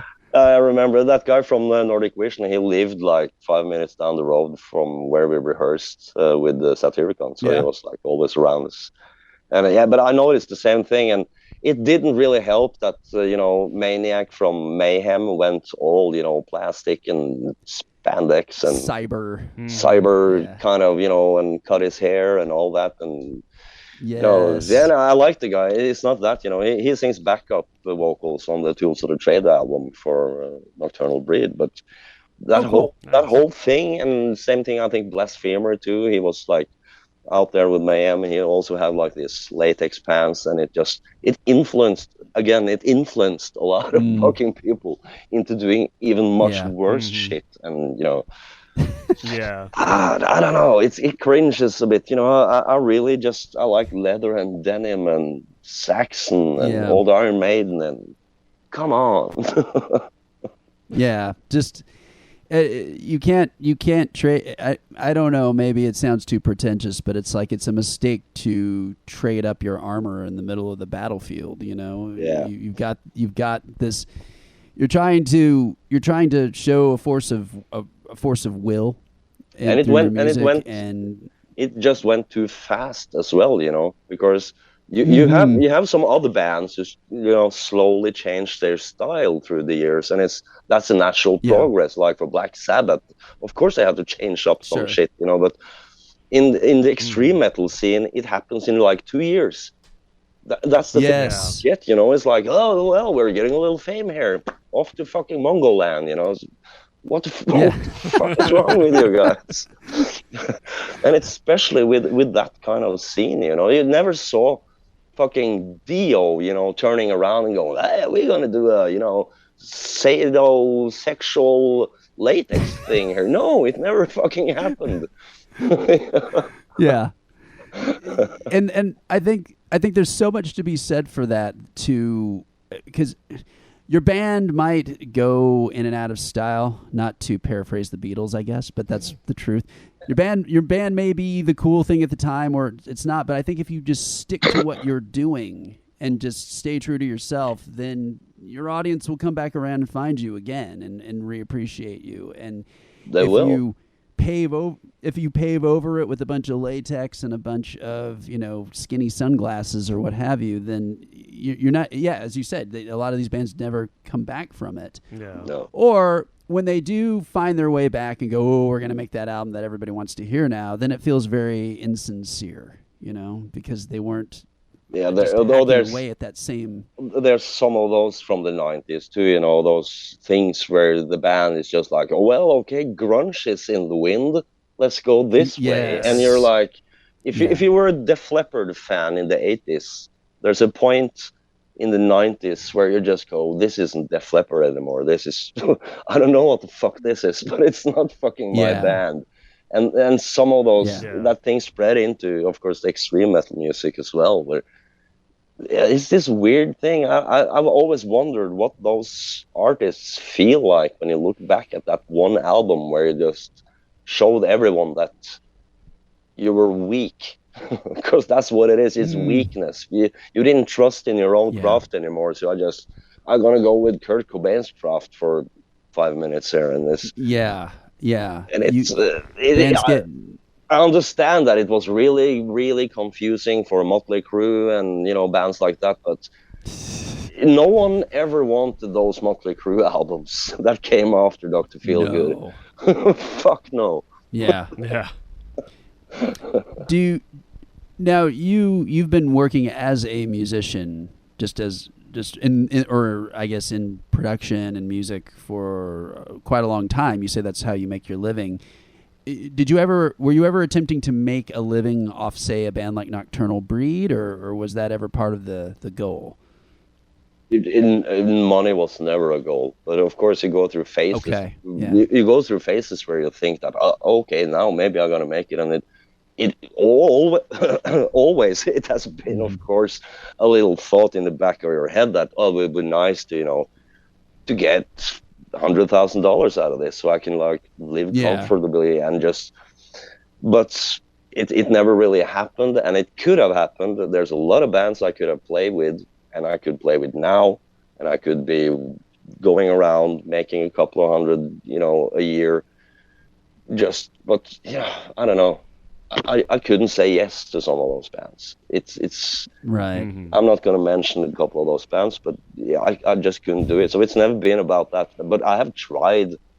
We had a horrible period with Nocturnal Breed when we released Tools of the Trades in 2000, and we were all fucked up on drugs and a lot of powders and pills, and everything was like going all, watching too many Wasp videos and shit like that, and it was like, yeah, we're gonna do it, like. And when I listen to it and when I look at, the imagery and stuff, I can see a band that's lost a little bit in one of those, yeah, I think we're going to make it soon kind of things. And I never had, I don't know, I don't have that thing in me that want to completely sell out and just, go on tour for 3 years in a row and keep, meeting people. And I just can't do it. It's just not my thing at all. And it's always been music first. And since it's been music first and I have a weird music taste, we always made, like when Nocturnal Breed started, people were spitting at us, It took it took 15 years before, black thrash became a term, and up until that, was like we just fell between all the fucking cracks and chairs you can imagine. The black metal people thought we were, they're like this, way too happy, I'm there on stage with pilot glasses and I'm kind of grinning and drinking whiskey, and that was too rock and roll, and we weren't black enough for some other people, I don't know, it just fell between the cracks completely. So it never was a thing I was thinking about, I need, to make this a big thing. Of course, then we could have taken a lot of other ways and avenues, but nah. I even had like a band like Morbid Angel, when actually that's weird because we've been talking about Morbid Angel, because in 1995 when David Vincent left, I talked to Trey, and I just asked him flat out, like, I can do the bass. Wow. And Trey actually said, yeah, come over and they can do a test play for us and we can see if you can do the vocals and bass. But I had to pay. Wow. I had to pay for it for myself, and as you know, I can't go to the Americas, so right. Yeah, I'm kind of lost there. But I'm fucking glad I didn't go there. Can you imagine me, like I said, 90 pounds of little skinny black metal dude in Tampa, trying to do David Vincent thing? I would be eaten alive by the guys from Obituary, and they would fucking smack me down with all my black metal stuff and colored hair and stuff. Fuck, they would eat me. Yeah. It would have been big shoes to fill. That's the truth. I couldn't have done it. When I think about it now, I get almost embarrassed by the balls I kind of had to send those mails and do that kind of stuff. But I don't know. It was ambitious, really ambitious. Yeah, definitely. Let's go ahead and play a few more songs from your selections here. We've got a classic. It's Morgoth, Darkness from Cursed. Merciless, Denied Birth from The Awakening. Death, Zombie Ritual from Scream Bloody Gore. And then 2 tracks of your project, Conjuration with Rotting, and also Clavicula, My Coat of Worms. And then before that, Morgoth, Darkness from Cursed. Now, that's a first for us. Thanks to you sending us those tracks. That's the first time I've ever heard Conjuration, ever. And I really, really like it. It's quite good. Do you have any plans with that one? I mean, does that have an official release? I wasn't clear on that. We've been working on getting that released for probably 10 years. There's one EP called The House on Nuclear Hill. And there's all the demo kind of recordings collected into one little EP called Necro Creation. And we just put them together, and then it makes a full album. And There's always been a little underground kind of interest for it, but we only did 2 live shows back in 2010 and 2009. And after that, I couldn't really do it because that whole project was so intense that I don't know, I called it that I'm turning into Pelle or dead, because I kind of took that whole let's do death metal proper. I took it like all the way, and I just became this character I was singing about. So I just kind of pulled out of it, but it's something we just did for the fuck of it. It's 3 of us are from Nocturnal Breed in that project, and we just made this little thing. We printed only 100 copies of it, and we played those shows, and it just kind of stopped. And I said, I'm out of here. But the band is actually going now. They're trying to make a new album, and to get that whole package signed. But I don't know. It's weird being a death metal band from Norway, because there's basically no death metal bands from Norway, almost. And Molested. Yeah. Oh yeah, you Molested and Cadaver and old Dark Throne and stuff like that, and especially old Dark Throne. I grew up with the Dark Throne, some of the Dark Throne guys, and I remember, I was working at the gas station with Zephyrus, the guitarist, and I remember him coming with the demos, and then one day he came at work and was like, and he had the Soulside Journey album, with him, but then he was a little bit embarrassed because then they had already started to move on to the black metal thing. And it was just magical. So, back to that thing, is like, it's kind of hard to be a Norwegian death metal act, but I think with Conjuration we kind of struck a nerve that at least you don't hear it a lot from this country. And I think America is the perfect country to get that released, actually, because you're death metal land, No, definitely. And boy, you sent me a couple of pictures from those live shows, and it looked really intense. I mean, I always feel so cheesy asking this kind of question, but you're wearing a white outfit and you're covered in blood. Was that your blood? No. It's all. I make this. No. I would be dead if that was my blood. I was like wondering. No, it's just this black tar I make from this berry juice and some of this black liquid you make gravy with, actually, and I mix it up. So no, it's just all in the name of horror movies and stuff. So I start off the show. I start off the show that I have this proper 1970s suit,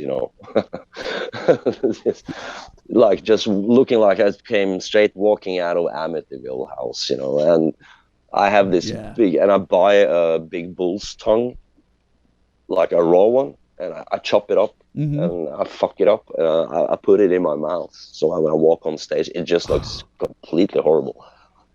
And from there, I just go for it, It's just blood and gore. Nice. And I have this big inverted cross I had with me, and it just became, I didn't plan on it, but it became almost like a stage ritual thing, the whole thing, and I just get completely sucked into it. It's pretty cool, but it's not, something you can live with on a day-to-day basis. Yeah. Yeah, we should learn a little thing from Pelle, if you go up, there's, you stare too long into the dark, you're just going to get sucked in there. Yes.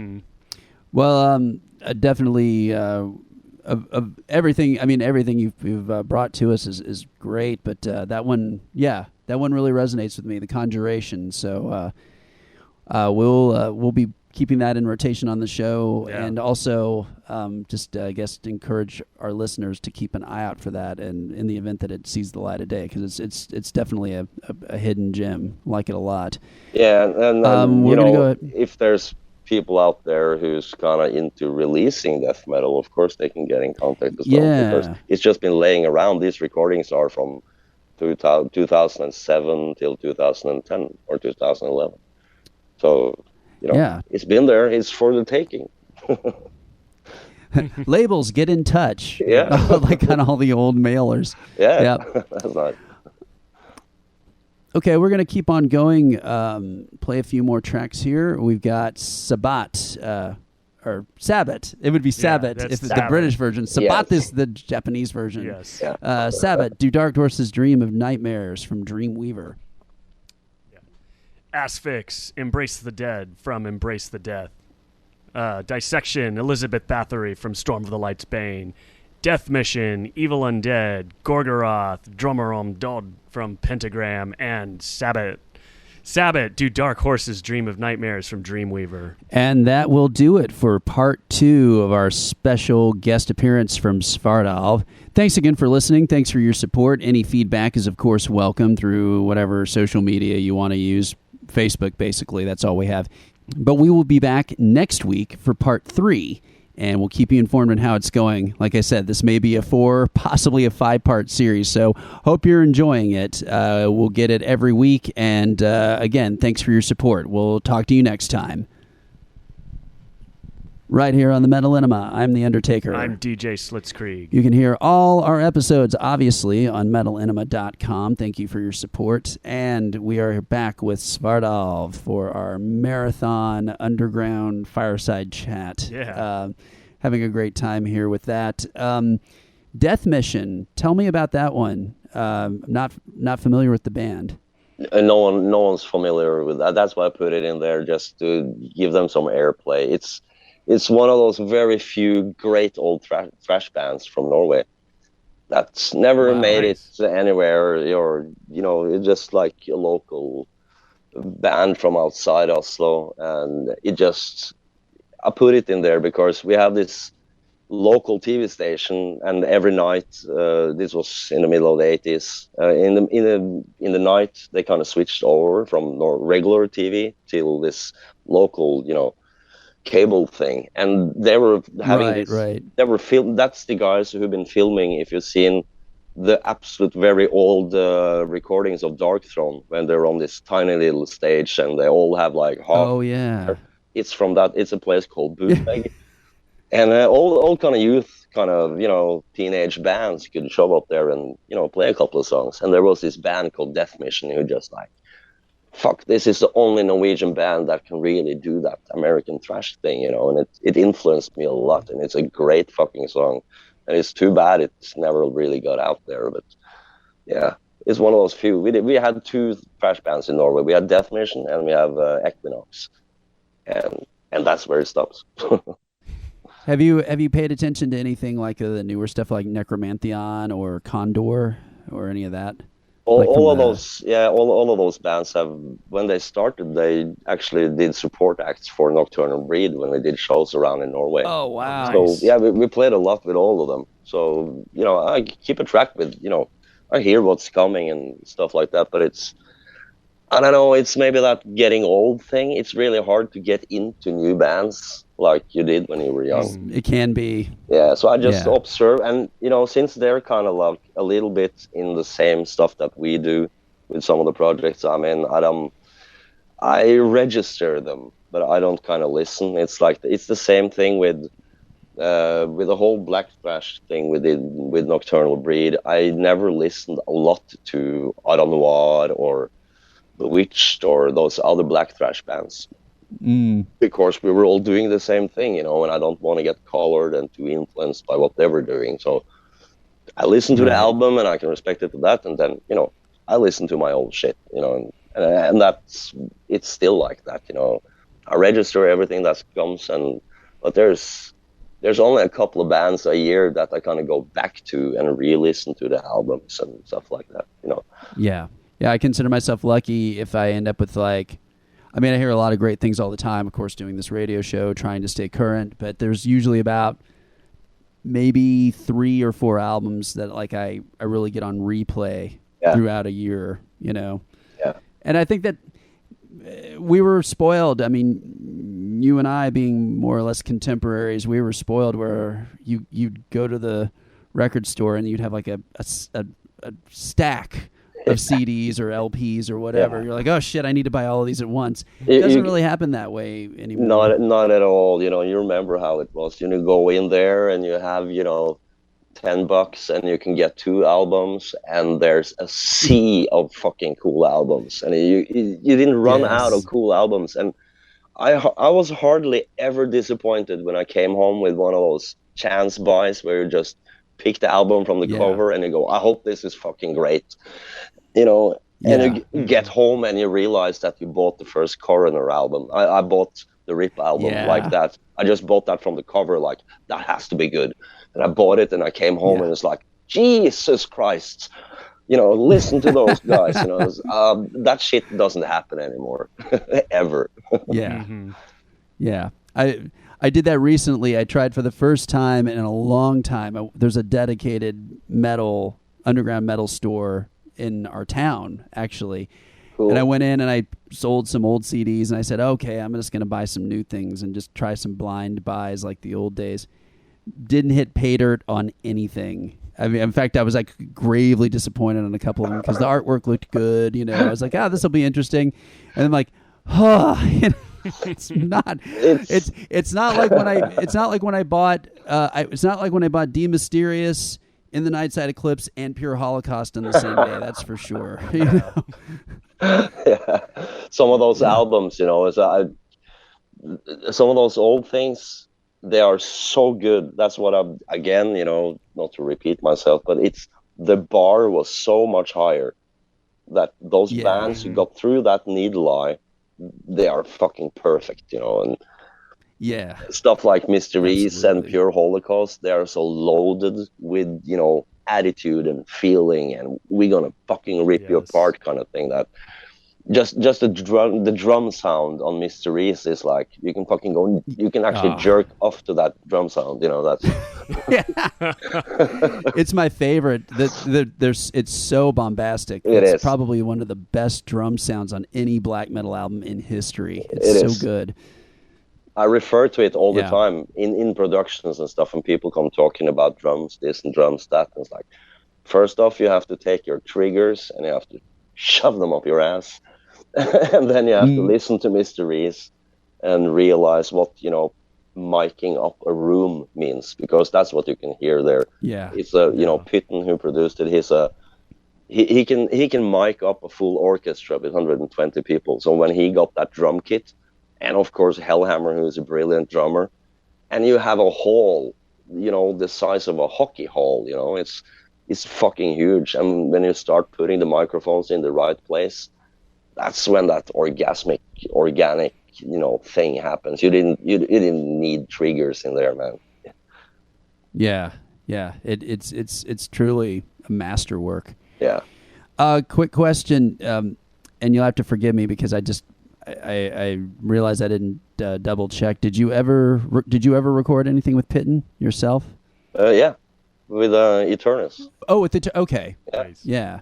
I did a vocal. That's a good one too. Yeah, I did some vocal things for them, and I tried to play guitar for them for a while, but we just have completely different guitar styles, so it didn't kind of work out. But it's great friends, and the atmosphere on that old stuff is just amazing, absolutely. And it actually, not to sidetrack again, but it's the same thing that actually happened in Satyricon, because I was actually hired to play guitar in Satyricon, to be the second guitar, and then Satyr could do the bass live instead. So, but I was sitting at home with Satyr those first days, just me and him playing guitar, and we really realized that I am a thrash guitarist. I can play heavy metal and thrash and whatever you want, from Uriah Heep to Alice Cooper and Metallica, but I am not that typical black metal guitarist, and so we just switched it over to bass instead,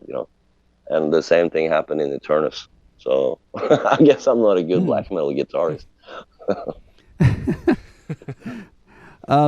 It's so interesting too, because it's really worth observing that you kind of have functioned a lot as like a ghost in the machine. Like your presence has been kind of continuous through the Norwegian movement, because like Eternus is a respected act, but not hyped at all. Very much an underground thing. Kind of like, well, you didn't play. You never were involved playing in Hades, were you? No, I know the guys very well, No. And I tried to get him in on doing some extra work on one of the Svartalv albums, but no, I never. I just hung out with them. So there was that wave of bands. I mean, I think Gehenna was more on that kind of bleeding edge between the upper and then the more obscure tier. But yeah, you have all these bands like, Hades and Eternus, and then, like I said, to a lesser degree, to Gehenna, that were sort of part of that core, and their spiritual contribution to that movement was really crucial, and great releases. But then they didn't get pulled into the Matrix or the Dead Zone or whatever. No. And it's kind of great because they're sort of frozen in time. You go back and hear those and go, that's where it was at. That's actually a perfect way to put it, because that's how it feels for me, because these are the bands I go back and listen to still. And as you say, it's just frozen in time. Hades is back there, and it's beautiful, and I never would have changed anything about it, and it influenced a lot of the other bands. These are the bands that the bands were listening to, if you understand what I mean. Yeah. So it kind of, it's the atmospheres and things, and those few times we met and did stuff together, and it didn't really matter if the bands were making it big or not.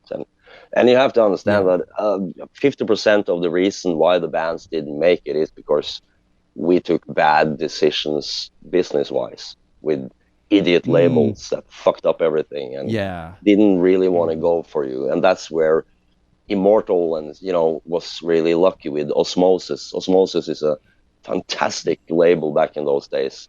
If you see what they did for Sadistic Execution and Immortal and Enslaved, and everyone that came in on some of those labels just like boom, because the label understood that these guys are hungry, so we give them a little bit of money to produce and go on tour. And unlucky, some bands like Gehenna and Hades and others, we just signed with the wrong fucking people.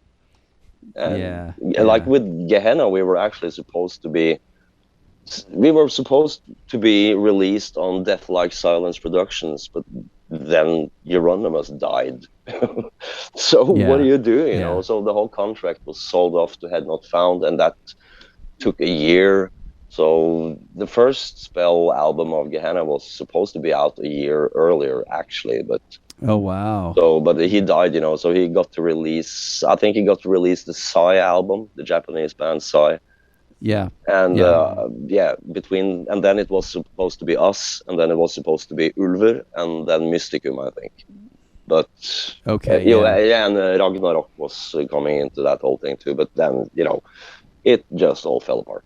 And Metalenema is a great guy, but Head Not Found was never like an active big label that wanted to put you out on tours and do things. He was just like this crazy dude in his armchair with a big old record collection and a really weird magazine, We're going to go ahead and play some more music here. We've got some selected tracks starting with Winter, Eternal Frost from Into Darkness, Satyricon, Walk the Path of Sorrow, Mother North, and Woods to Eternity, all three live from the 1996 tour. And before that, Razor, classic Evil Invaders from Evil Invaders, and Winter, Eternal Frost from Into Darkness. Okay, so more black metal trivia for you, if you don't mind. You talked about how there was based on what you're telling us, it sounds like there was a lot of continued church burnings after that first big wave that got Warg and all those other guys in jail, Samoth and all that. How long did that really continue, and how often did it happen? It was 52 churches from 93 to 95, I think. So you can just add it up. So it's one every second month for a couple of years. Wow. Then the last ones were actually the ones that my ex-wife were sentenced for.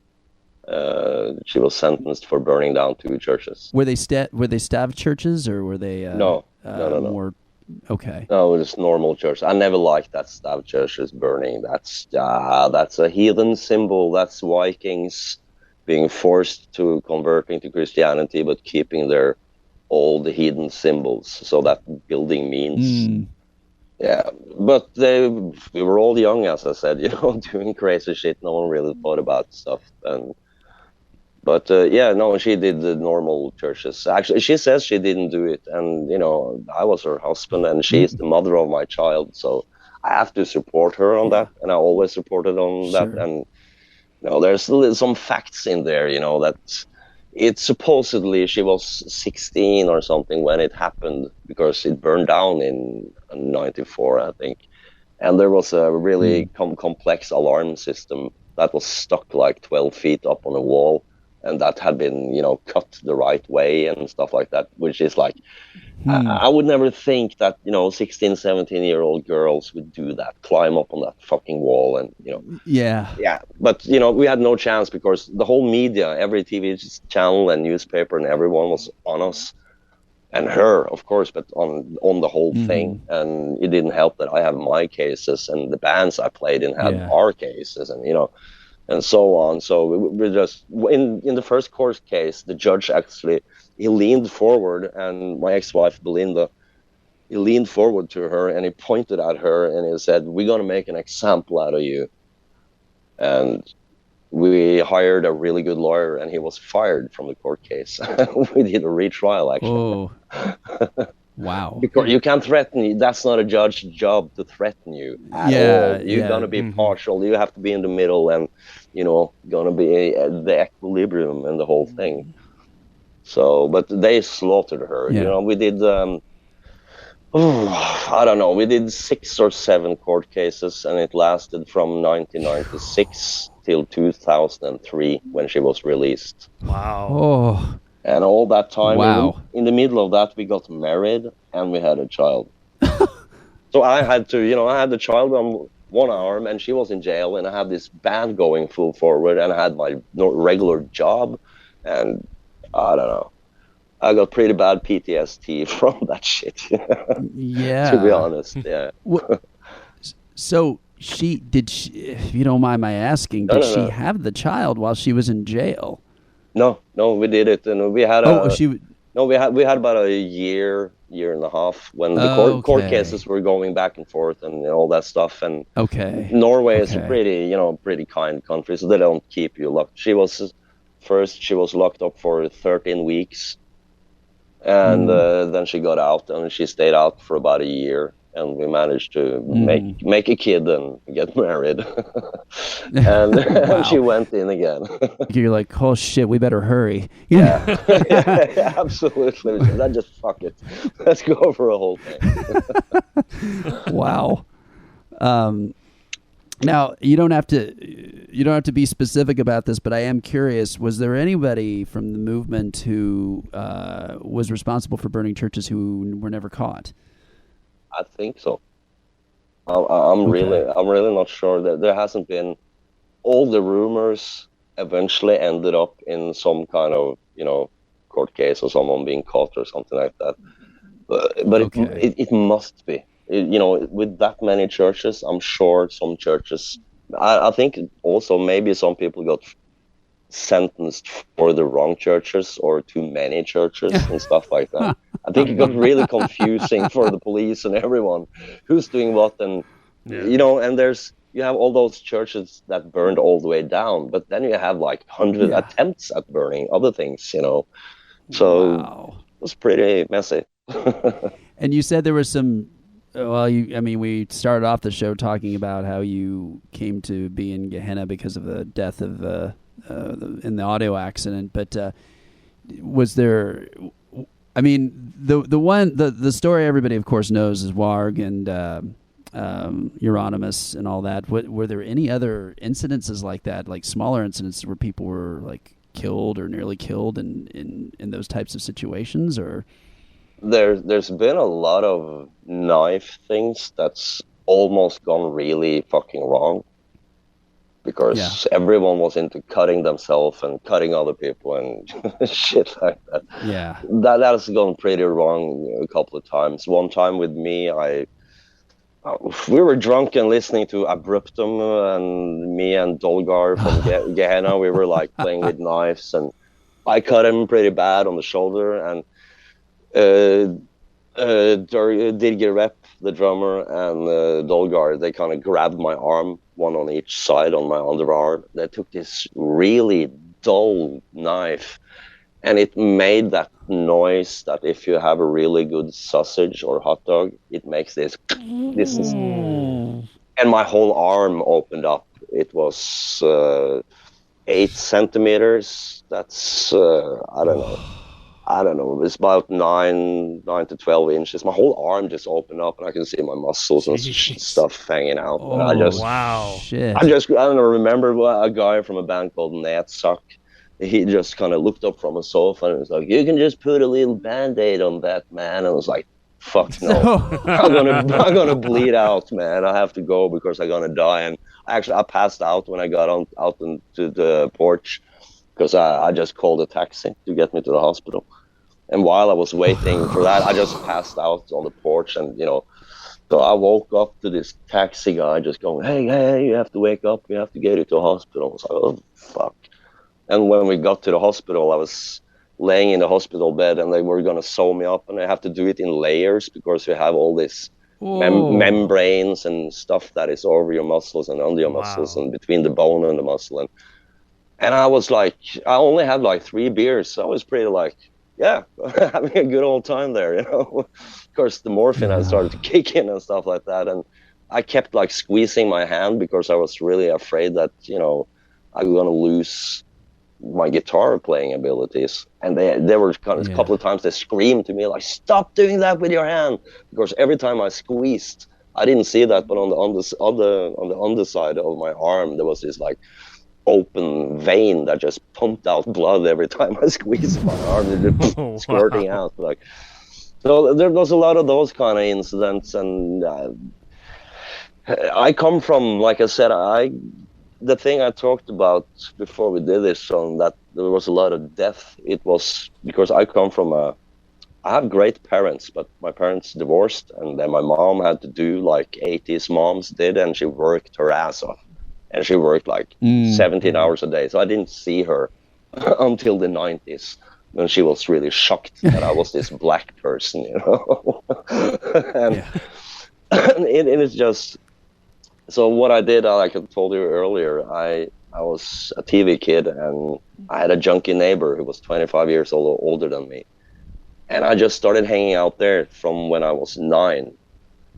So the thing with him is that he was stark raving mad. He had spent 7 years locked up in this high security psycho place, madhouse thing, and he was living in this government apartment that was the apartment next to us in this high-rise building. And so I just jumped over from our veranda over to his veranda, and I went in there.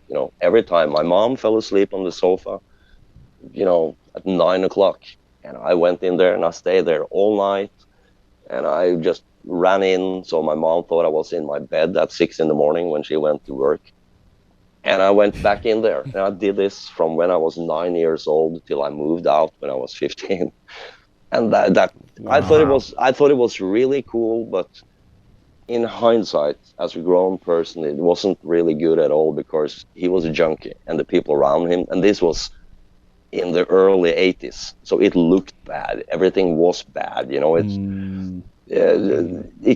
can kind of explain how kind of dirty and the way people were, and there was a lot of goth chicks, junkie heroin goth chicks, with their big stinky mouths. And I was really young, so there were no one ever touched me or fucked with me. I was just like in this little safe spot in the corner, and I observed all these people, and while listening to really extreme music, like a lot of goth music and metal music, and they kept dying, and they. Oh wow! I saw my first dead person when I was between 9 and 10.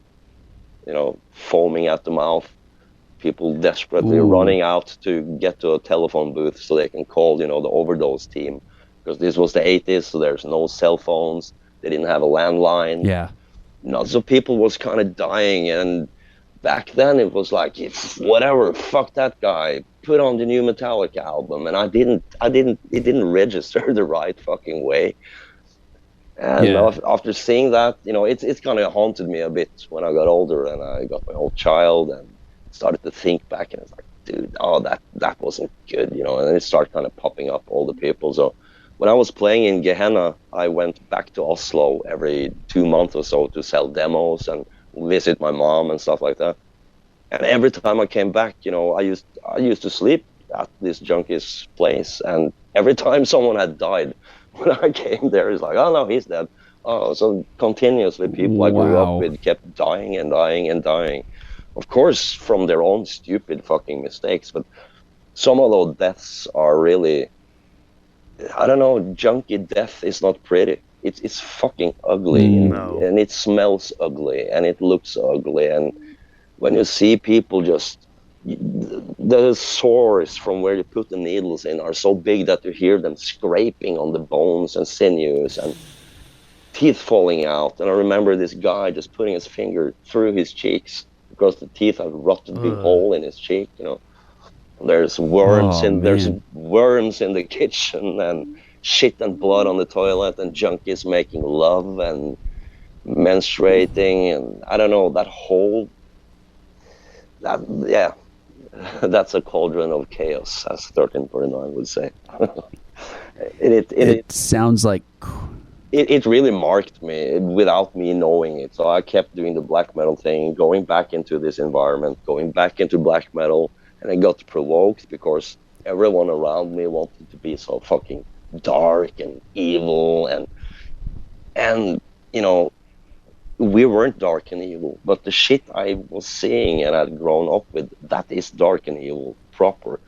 And it just it made me a bit different from the other people, I think. So that's, like I said, when I was in Satyricon and stuff, I had little bottles of morphine with me, that I was drinking on the side. And when I was back home, when I was 18 till 19, I smoked heroin for a year.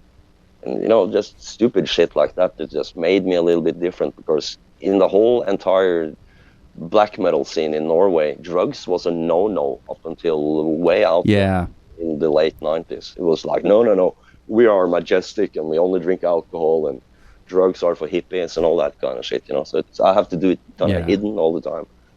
So I guess it marked me a bit. And I do remember that. I remember when it went from no drugs to drugs, more overtly, in the underground. Because it used to just be like beer and maybe some weed, maybe.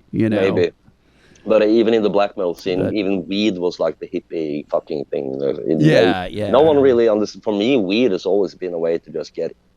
It's a little key to get into a little creative space for yourself. I think it's nice. And but no, there was. And as you say, suddenly it was just like full on. Everyone was doing it. It was like cocaine and ecstasy and pills and mushrooms fucking all over the place. And then you have everybody entered the Matrix. Everybody entered the Matrix, and helping it on is like bands like Mysticum, for example. They were pretty early on experimenting with drugs and their music and everything. That's and they did it for real. If you went to a Mysticum party, and I was hanging out in a hotel room once with Attila from Mayhem and all the Mysticum guys, and that night was so fucking intense. Nothing really bad happened, but it was just like the amount of drugs and alcohol, and the conversation is one of those that it was just really fucking bad. If you'd walked into that room, you would have been scared, properly scared. I remember when Carpathian Forest came out with Black Shining Leather and the promo photos. I'm like, whoa, these guys are on heroin. Yeah, there were. Poor Roger, he's from the countryside, from the farmland outside Stavanger, and then he moved to Oslo, and it all became too much for him. And he's gonna do the necro things, the bitches and the poop and the blood and puking himself, and he's a guy, he's taking a shit on stage, and taking his hand down his pants and smeared it all over, and it's like, okay, that's your thing, man. I'm not going on tour with you. I love him as a person. He's a great guy, and after we got over that thing between Gehenna and Carpathian Forest and we got grown up, he was a great guy, or he is a great guy. I haven't talked to him for 15 years, but he got really deep in that. I know some of those girls who went home with him from from drinking on a Saturday night. I'm gonna, yeah, it's Not the Frost from Carpathian Forest. This is gonna be great. And like, you have no idea what you're in for. Fuck, this is not a Yeah. normal one night stand. Let me tell you. You want to watch some dead people while I eat your shit? It's that kind of thing. Well, we're going to go ahead and get back to another block of songs. We were talking about them before, and we were talking about the... now, this is Mayhem, Freezing Moon. It's the studio tracks. Is this with Dead on vocals? I don't remember which one I sent you. I think this is maybe the one with no vocals, and with Grishnak on bass. Yeah, this is the mix that never made it into an album. Before they re-recorded it and that kind of stuff. I think it's that one. All right, let's play it now. It's Freezing Moon. Here we go. Morbid Angel, Immortal Rites from Altars of Madness. Bathory, Home of Once Brave from Hammerheart. Deicide, Sacrificial Suicide from Amon, Feasting the Beast. Pile Driver, Sex with Satan. Impaled Nazarene, Ghost Riders in the Sky from Decade of Decadence. And Mayhem, Freezing Moon, the studio tracks. Right here on Metalenema. I'm The Undertaker. I'm DJ Slitzkrieg. Thank you for sticking with us on this marathon special guest episode. We're having a great time here with Svartalv from Nocturnal Breed. And we are about to play a big block of Nocturnal Breed songs. I guess maybe it's just sort of an open question, but is there any... I remember when Nocturnal Breed first came out, and... now, check my notes on this one, but some people were calling it like a super group because it had featured members of Gorgoroth as well, and no one knew really how to define it other than, it's a bunch of guys from other bands, kind of like the way Burk Nagar also came out right around that same time. When you first put it together, was it a side project, or was it supposed to be a standalone entity, like a completely new entry that you were planning to take kind of all the way down the path? It's one of those things that just happened, actually. And it should have actually happened back in 1994, because that's when me and Silenos kind of worked out the whole thing and really got into the thrash thing and the whole destruction thing. But we were both, preoccupied with Dimmu Borgir and Satyricon and Gehenna and all that kind of stuff. So we let it be for a couple of years. And when I moved back to Oslo and started playing in Satyricon, the Dimmu Borgir guys has always been friends with me.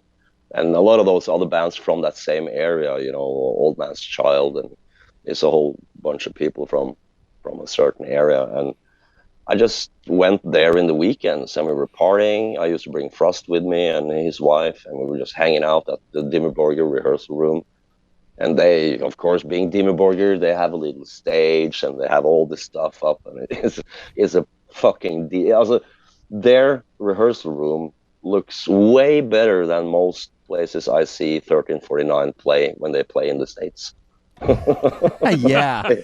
I've toured with them twice, and I can tell you for a fact. Yeah, some of those places are like, what is this, a youth club? The stage is 2 inches high. What the fuck is there's no lights? There's no right. So Dimmu Borgir had this really great rehearsal place, and we used to party like fuck in there, and all kinds of people from different bands. And after they had been rehearsing, I like to play Evil Dead, the death song, and so did Silenos, and so did also what's his face? We call him Rick Hellraiser. The guy from Troll and Covenant. His name just escaped me now.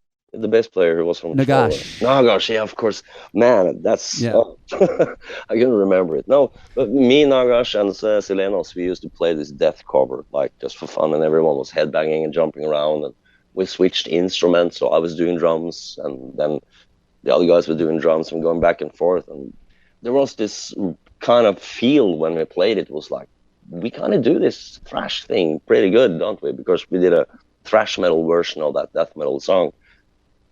And I went on the Satyricon tour, and being on that tour, I realized that black metal is dying right here in front of me. It's fucking dying.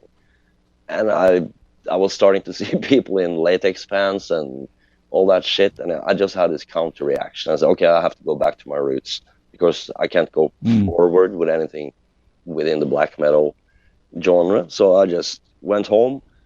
The 2 days or something after I came home from that tour, I made the first Nocturnal Breed song, Raped Angels. And I sent it to Silenos, and I said, hey, well, we should just record a demo and see what happens. And we did that, and then we actually planned that, okay, we can be a band, but we will not go on tour, and we will not release albums. We're only going to release demo cassettes. And then Hot Records released the 2 songs on a compilation. And from there, it just went, woo! There was labels and people, and that supergroup Rumor came out, and yeah, we didn't stick to that cassette thing. yeah. But it was never planned to be a supergroup or anything like that. We didn't care who was in it. It was just, well, I was hanging out with the Dimmu Borgir guys, so it was. I think I had every single person from Dimmu Borgir, apart from Nick Barker and Kimberly Goss, in the band at some point. You also had I haven't seen it in the longest time, but I have this very distinct memory of seeing like early promo photos for that, and you had I don't know who she was to you, but you had a girl in the photos with you, and she had the reddest bush I've ever seen. The girl with the pink bush. Yeah. That's what I'm thinking of. Yeah. Oh, that's from those pictures are from '99, so that's 4 years after we got going. But that's the first time.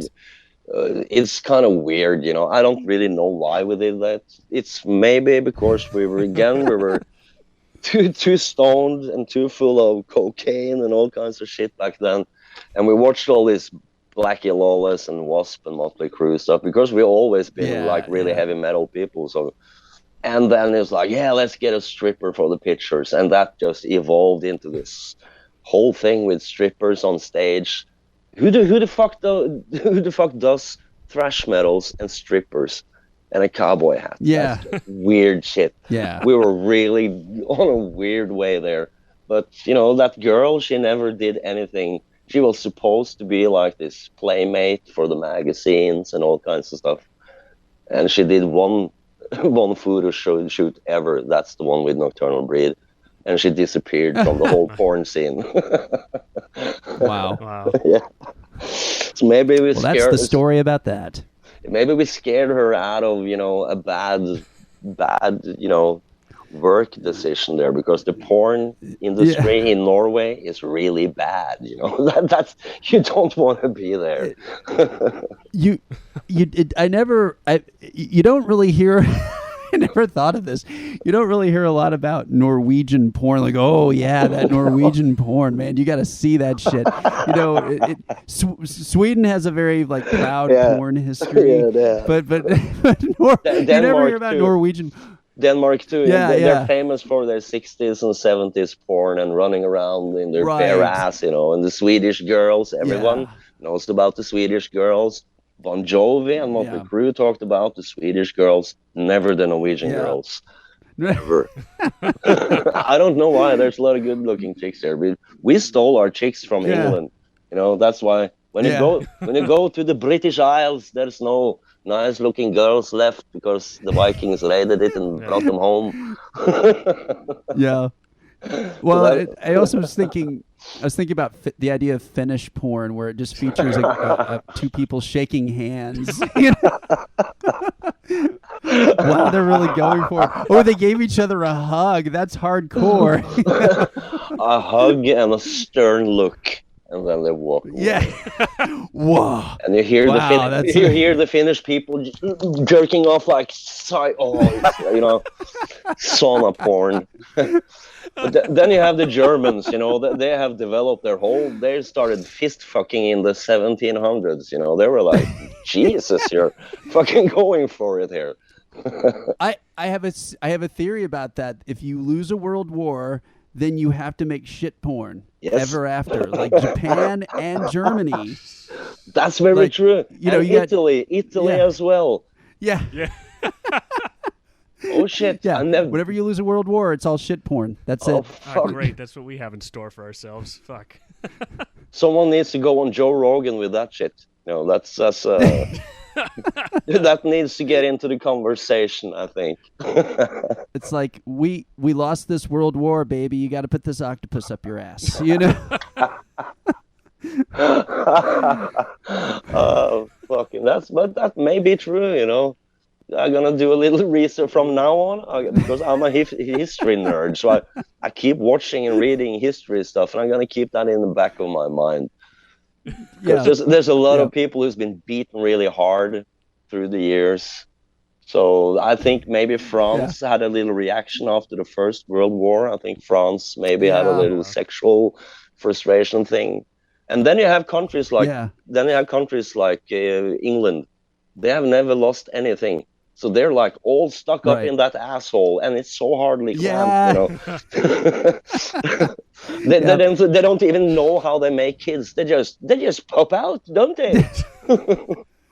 Yeah. Well, the immigrants will teach them. Yeah. They will. In the parks and on the fields, like Churchill said. We will rape them in the beaches. We will rape them in the parks. That's fucking brilliant. Rape them on the seas and in the ocean and on the beaches. I can just hear the Iron Maiden intro now, just switch that word out with rape, and it's wonderfully fun. Yeah. I'm so glad we're not on iTunes because we'd get canceled off of there so fast. Several times on by Joe now, Rogan, and we tell the story. Actually, I did a podcast a couple of years ago in 2019, 2020. I did a podcast with a guy in Canada, and he was removed from YouTube a couple of days after.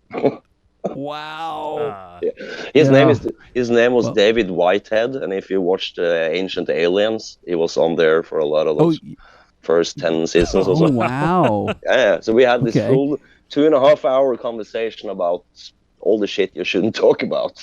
And he was gone a couple of days after his whole channel went down.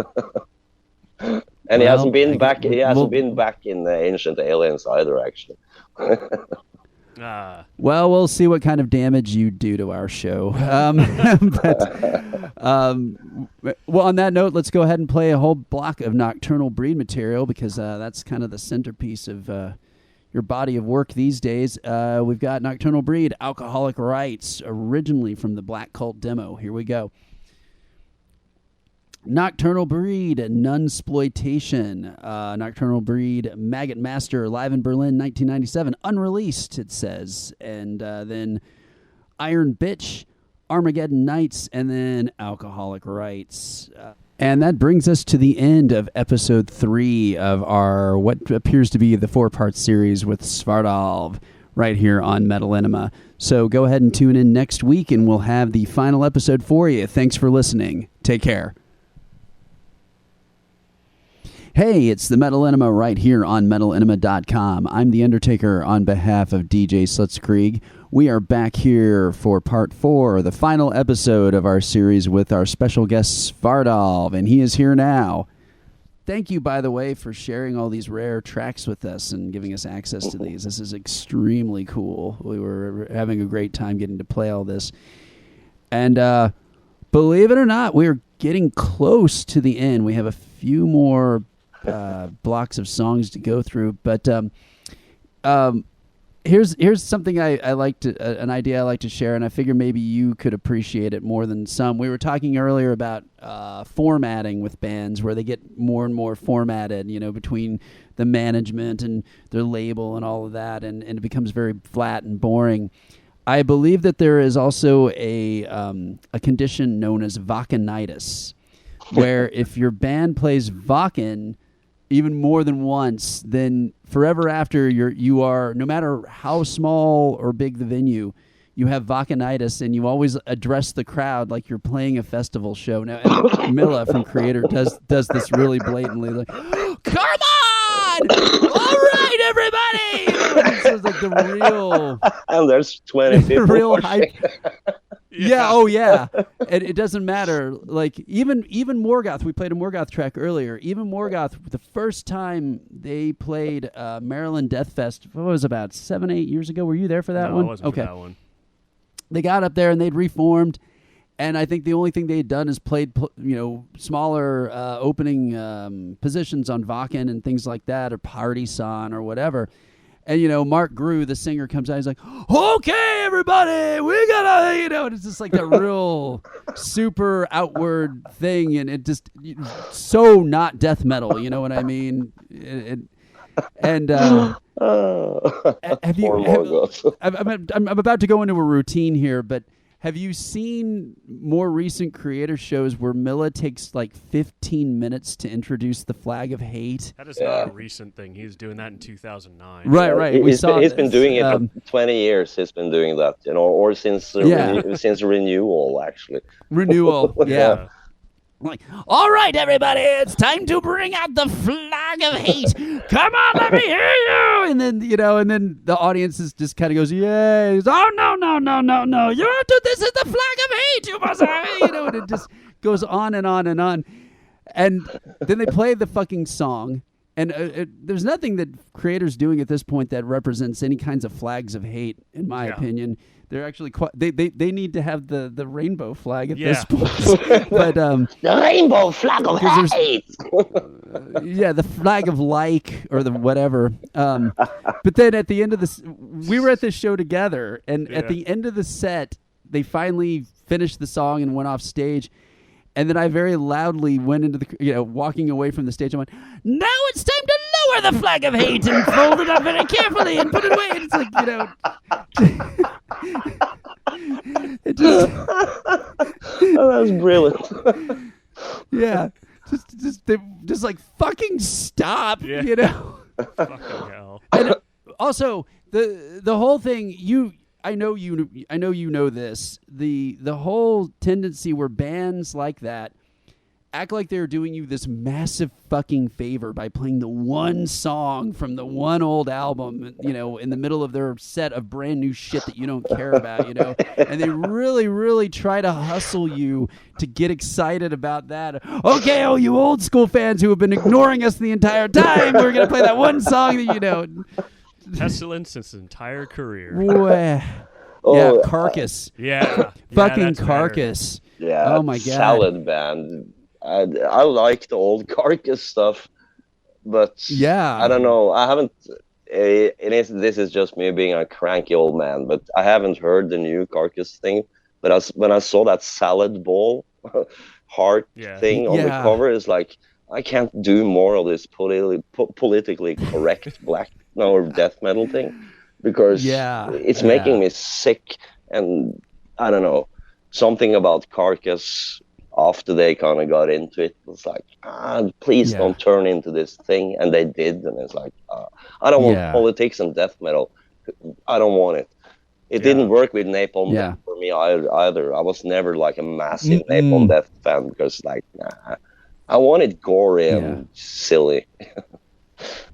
I think death metal can be one of three things. It's either dark or satanic or depraved and fucked up. Yeah. There's kind of three modes, and they can overlap, but they have to be one of they have to be one of those three. Mm-hmm. And then if you get anything else, like any kind of commentary, anything involving sort of like the modern day-to-day world, any kind of weather, or any social statement at all, it's just the fucking worst. It's just. It's even weird when like you remember that I don't remember the title of the album, but you remember that Obituary album that have this snow cover. The album cover is this snow and mountains, and what Frozen in Time. Yeah, Frozen in Time. And the lyrics and songs is almost singing about dragons and shit. It's like, this is not Obituary. I don't want this. I didn't really like it when they went into this, what's the name of that? It's a World Downfall. Not World Downfall, that's terrible. Oh, was it the Incomplete? Yeah, after the Incomplete. A World Demise. World That's what Demise, it was. yeah. And it was very... Yeah, with the bonus track, Well, with the rap fucking thing, on it. And it's like, no, come on, guys. That was bad. That was really bad. Yeah, that's Florida and Tampa, like seeping in through the walls, and they're like influenced by everything going around where they live, Mm-hmm. Yeah, and they really... I also thought it was a mistake for them to turn around and they're going, "Hey, we're white trash." That's our thing now. We're white trash. I didn't do that hillbilly thing. There's some cool riffs and stuff, but I don't want that, blood stomp kind of into the marshes and crocodile death metal. I don't need that. I don't want it. And Morbid Angel got into that on Domination. Yeah. The whole, hey, we live in the swamps. We're rednecks. We got a shotgun. That kind of thing. And seems like all of the Florida scene did that. The Florida scene. All the bands had their little time where they're like really proud of, the boonies they grew up in, and then it's out again. And if you notice, the bands from Buffalo and New York, they never did that. Yeah. They never went down that. Yeah. Of course, they're from a frozen, flat place, Yeah, and it was really interesting how there was still that difference between the transplant bands from Buffalo who went to Florida, and then the Floridian bands. But it's so weird. I don't know if you know this, but if you move to Florida, you become a Floridian. I've heard. It is the fucking weirdest thing. You ever read that book, The Martian Chronicles? The Ray Bradbury, Martian Chronicles, where there's no actual Martians until people go to live there and they become the Martians. Their skin turns green, all this stuff. But no, it's the same thing with Florida. If you it doesn't matter where you're from in the U.S., if you go live in Florida, you become a Floridian. You get the redneck accent, you get the redneck beard, you get all that shit, and a meth addiction, a sunburn, all that. That actually happens to Norwegians. Like all through especially through the 80s, it was like a big hype thing to go on vacation to Miami and stuff like that. Yeah. And people go there for 2 weeks and they come home and suddenly they start to pronounce every American word like really, really American like that. And it's like, dude, you're from Oslo. You've been in the States for 2 weeks. What's wrong with you? Yeah, and I have this, caps without a top on. The things that old golfers use. People start wearing that shit. And, they came home in the 80s with Bermuda shorts. We didn't have Bermuda shorts. We're Europeans. We got Speedos. It's like these weird fucking things. My dad in the 80s, he was walking around with, he looked like Don Johnson gone wrong somewhere, and we had the same boat. Actually, that was pretty cool. My dad had the same boat as the one in the opening of Miami Vice. Oh, wow. Nice. We had that one just a couple of feet smaller, but that was pretty cool. But, that whole thing, and everyone that's been in Florida always came back with this, I'm almost American now kind of thing. So I think I know what you mean. Wow. And I watch American news every day, so I see what you guys are doing over there. Jesus fucking Christ. Yeah. Well, and I know Texas has a reputation. I know that's a slang over there. When I was in Norway, this was not going on because I think it's more recent. I mean, I visited over there, and the whole referring to things as something crazy is saying that's so Texas. Is that what you guys are doing? We have that's been a saying for 50 years in Norway. This is all Texas. Oh, it's going completely Texas. Then it's going haywire big time. God, I guess everybody was really fucking polite to me then, because no one brought that up. I mean, they're, hey, this is our friend from Texas, and no one said anything. No, you would have heard it from me. I would have said it. I think it's fun because we're all people from different weird places, and that's one of those things I use on Germans, because half of the Germans are really stuck up their ass still. And Germans have a problem with humor and comedy and stuff like that. Oh yeah, they take everything literally. Yeah, they fucking do. There's a big difference. Like British comedy is fucking genius. German comedy, it doesn't exist. It's just they can't fucking take sarcasm. So if I meet Germans, I'm gonna decide if this is gonna be a person I'm gonna keep talking to, and I just do a little, do a couple of jokes on the war, for example. If they can't take that shit, I can't be friends with you. You have to have some ironic perspective here, I know it was serious, but you can't be stuck up still, And it was 80 years ago. Get over it. Yeah. The funniest thing I can think of in that regard, I love this story. I'll share it with you quickly. I just happened to be at a show years ago, and I met these two guys who were from Europe. I heard them speaking to each other. I was like, oh, and I walked over. This is in my hometown here in Austin, Texas. I walked up and said, where are you guys from? They're like, oh, well, I'm from Germany, and he's from Sweden. But we go to school here at the university. I'm like, oh, I was chatting with them, and I said, I just got back from a tour from Brazil, and I kind of nudged the German guy. I said, lots of escaped Nazis down there. And he immediately just looked so upset. He goes, oh, well, it wasn't like, we are very sorry for what we did. And I mean, he suddenly was like plagued with guilt. And then I was open mouthed. I'm like, oh no. And then the Swedish guy intervened on my behalf and he goes, don't worry, we didn't do anything to stop you. That's brilliant. But you need that, you need that sense of, a little irony there, The Swedes were fucking wimp. They wimped out. The Swedes and the Swiss, they wimped out. Own up to it, Germans fucked up, own up to it and go forward, Most countries have fucked up sometime during history, especially here in Europe with like several thousand years of history. Everyone's fucked up sometime. So, Yeah. I've noticed that, I mean, in my experience, Norwegian humor is highly sarcastic. Would you agree with that? It's very close to English and British humor. Yeah, I would agree. And I think a lot of foreigners don't get the sarcasm, and they think we're mean or just cold-hearted or stuff like that.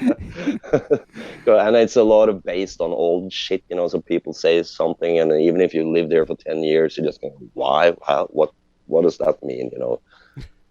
And no, but I think it's a survival mechanism too. If you notice that the humor and the comedy is very different in warm countries compared to cold countries and stuff. And it's because of the place you live. You have to be a little sarcastic if you're gonna, Norway is pretty much like living in Alaska, and then you have to just go with the flow. You can't resist, so you just make up sarcastic things. And we have the plagues and all the medieval wars and the kings, and the people have been having a fucking bad time for thousands of years up here.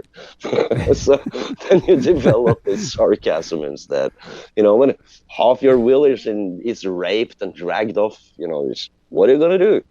Just have to survive. Shoot your mouth off a little bit, I guess. Yeah, you do that.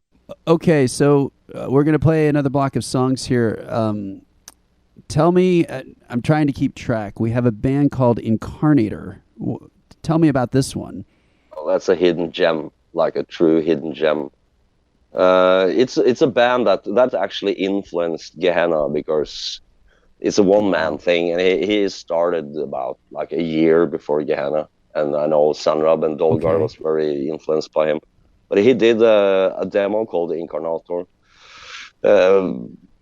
with two songs on it, I think. And then he did a band actually called Storm, same as, the famous Storm, but a different band. He did 3 songs with that, and then he just disappeared from the scene. And he didn't want anything to do with this music or anything. We actually covered 2 songs from that Storm demo, but he didn't even react to it at all. And I think he's doing a project called Oberon. I'm not quite sure, because there's several Oberon bands out there. Yeah. But he's one of those guys who was like, it sounds like old Bathory, like proper old Bathory. And then he just went, fuck this shit, I'm going to be a hippie, I'm going to get a blue velvet suit, and I'm out of here. And he did that. He skated out. Like, last time I heard anyone met him, he was hanging out at gay bars, because it was so easy to get free beer. That's the last time Wow. anyone I've heard anything about him. So, but his music is just like, for the people, just listen to what's coming now. Yeah, we're going to play it now. This is Incarnator Part 2. Here we go. Carpathian forest, journey through the cold moors of Svartalv, from through chasm caves and Titan woods. Wow, that's a mouthful. That's a tongue twister. Paradise. Yeah, exactly. Paradise Lost, Internal Torment 2 from Lost Paradise, Schnickdocht Rage from Slash and Burn, Carpathia featuring Svartalv, the Ancient Queen from the Ancient Holocaust mix, and Incarnator Part 2. Very nice. I was really excited to know that you were a Schnittakt fan. I don't really know too many people who know that band. No one. You're the first person ever to talk to me about Schnittakt, and that's very cool.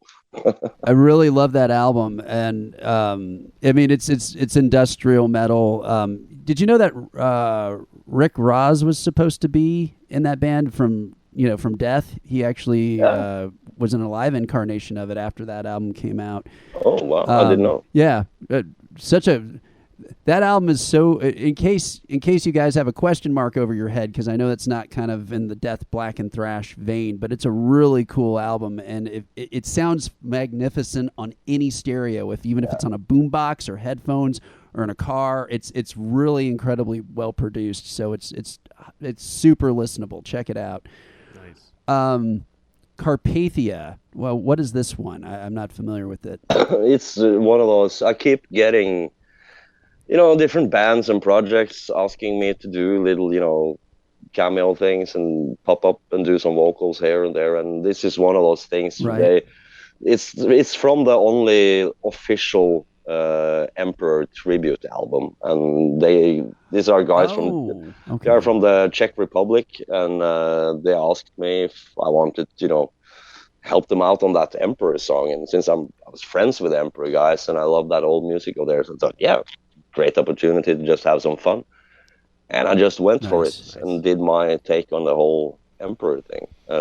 It's just fun doing those little. Very cool. It's a little breather to get out of the normal stuff you're doing and stuff, to do these little projects with other bands, and it's just for fun. Definitely. That was a big thing kind of in the second half of the 90s, where it was like tribute covers. Like I really like that one, the tribute to Mayhem, where all the Norwegian bands did versions of Mayhem songs. That was actually pretty cool.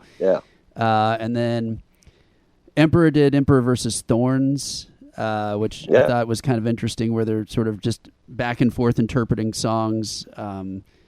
Everybody kind of revealing sort of the internal, almost incestuous origins of the music. How everybody was. It turns out it was only like 7 or 8 guys who was doing everything. It always feels that way with every scene. It's like it's just 7 or 8 guys. I mean, I know that's not exactly true, but you know what I'm saying. Yeah. Let's get back to Nocturnal Breed a little bit before we go on. You're in the process of finishing a new release. Is that right? Yeah, we've been in the process for 1.5 years now, I think. I've been thinking about it for 2 years, but we've been in the process for 1.5 years. And it's I'm sitting doing now, like I told you earlier, today and this week and the next week, I've been sitting with a mix of that album, and it's been one of those really troubling, hard to do albums. It's of course the epidemic and all that shit happened as well. So it's one of those albums that's been like shitting out the ninja star. It's fucking everything has gone wrong with it. We have 2 different studios have tried to mix it, and it's come back to me because we didn't pay attention in the start, because actually we were just supposed to do a couple of bonus tracks for the Best of 25 Years album that came out a year and a half ago now. And that just developed into an idea of, well, maybe we should make an album. And then we said, we can do that, but we're going to do it the old-fashioned way, purely organic and easy, a couple of microphones, and just do it the battery way.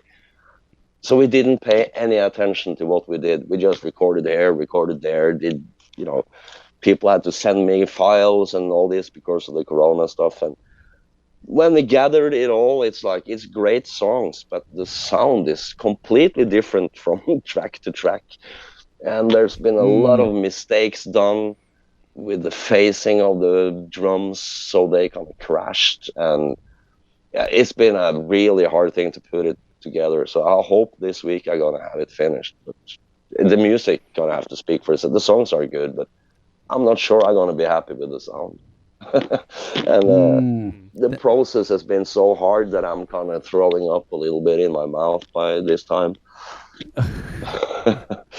So, but it's like, you know how this is. You make something, and sometimes it takes a couple of years before you realize what you actually made. Oh yeah. And if you like it, or where it is on that scale of things.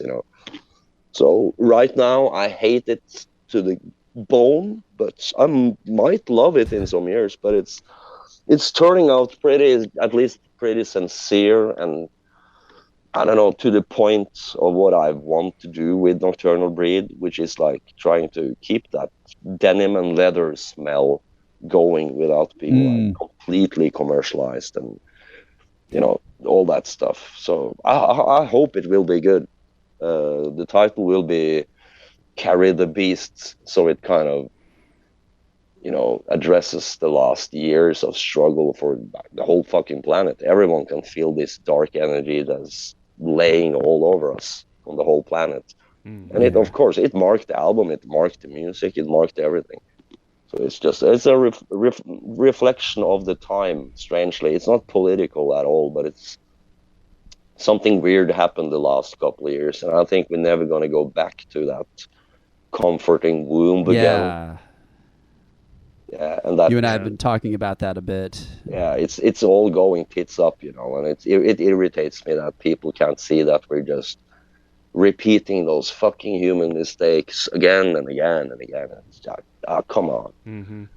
And I think there's no way out of this one. The cycle continues. It is. It just keeps going, and this cycle is kind of narrowing down to this really bad point. And I think we're all gonna be surprised if this goes really bad, because then it's going to be so bad. We're not going to be talking about music and arts or anything anymore. Then it's just pure fucking survival. And I can kind of feel it a bit here now, because I have Ukraine just 1.5 hour flight down the road here, and there's threats of nuclear shit and stuff blowing up, and people are buying iodine pills and digging bunkers, and it's everything my grandparents talked about is kind of happening. So yeah, and everything we've been watching. That's gotta be weird. Yeah, and it's what we've been watching. I think it's weird. We've been watching these movies, especially from the 70s until now. All these doomsday movies, and trying to explain the wars and everything.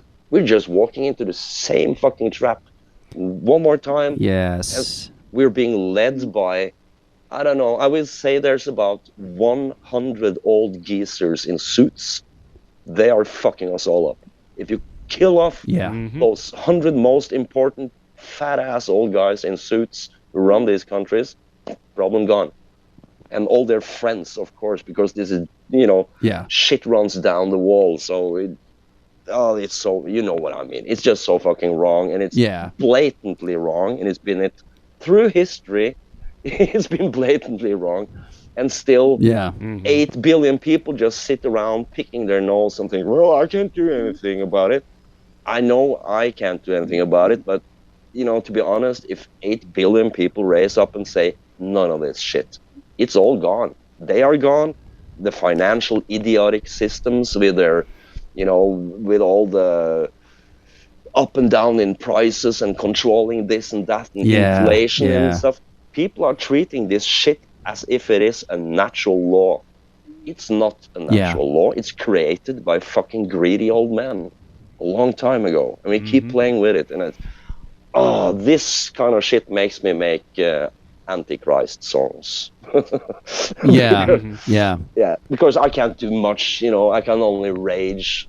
It's like, but when I think about it, I feel like an Anal Natrakt song, if you know what I mean. I I just go off like a fucking hand grenade inside because it's so fucking stupid. And I have kids who have to go through this shit. And Yeah. Mm-hmm.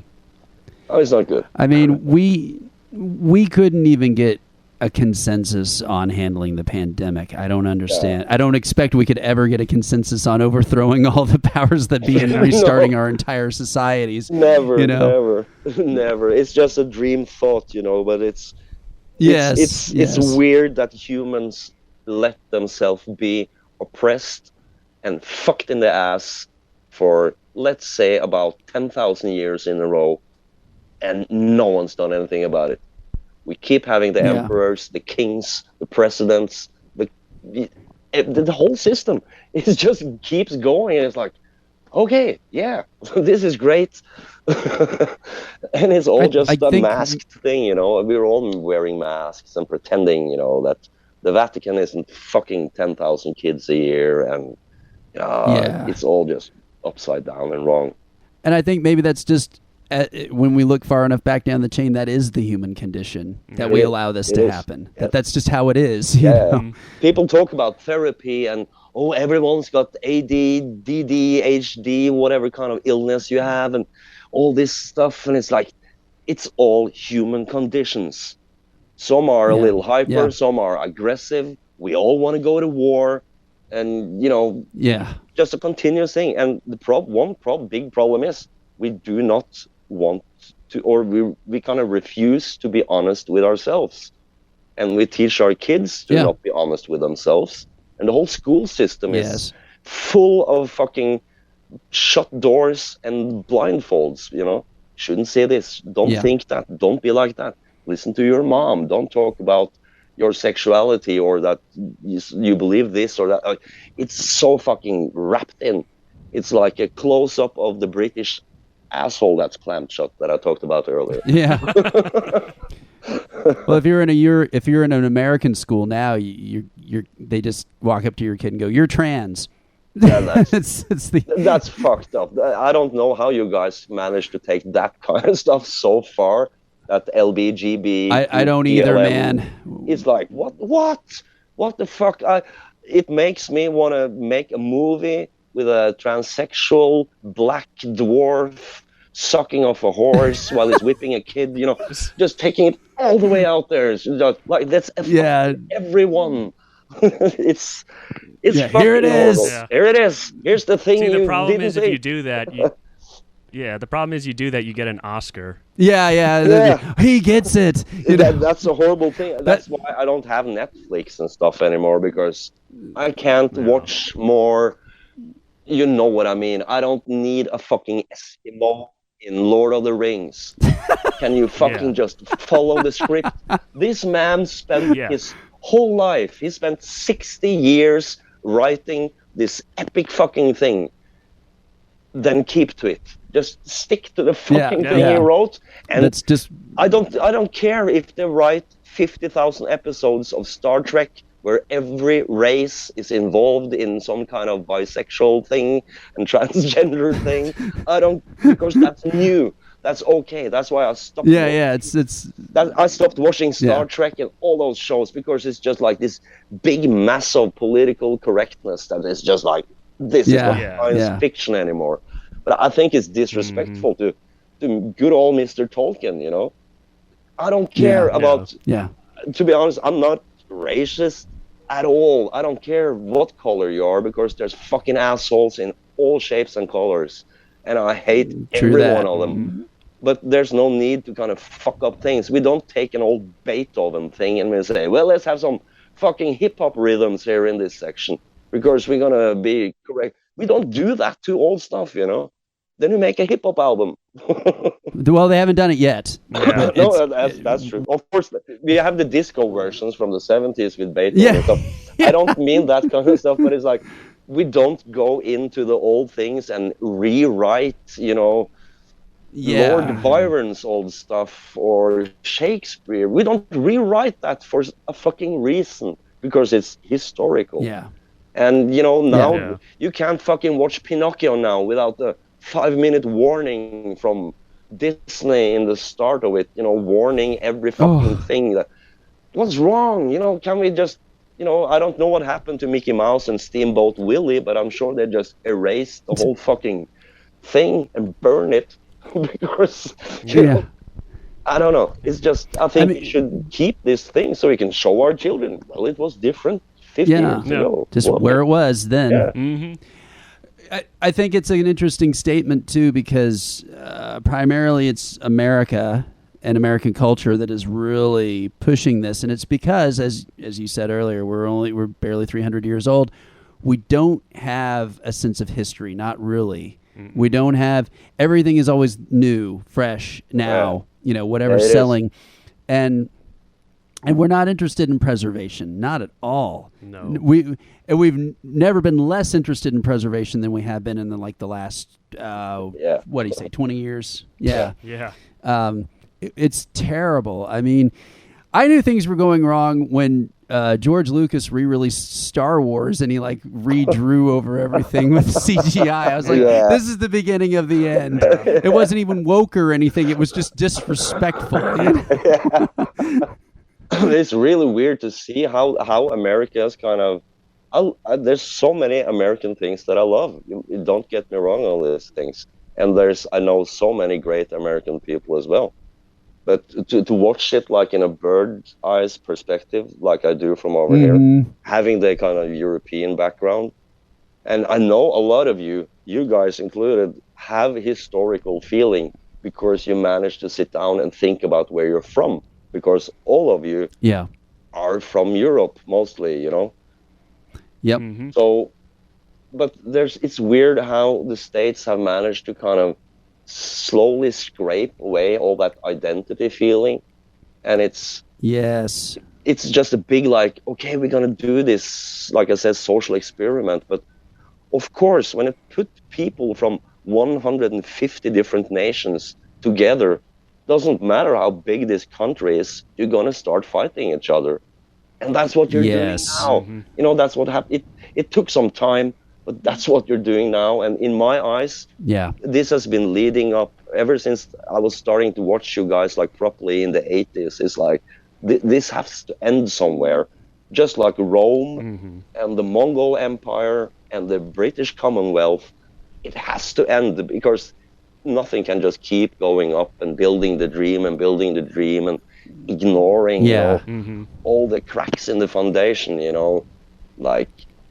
Of course there's a problem between black people and white people and all that. That problem started especially in the 50s and the 60s when people screamed up for it, and still nothing really happened.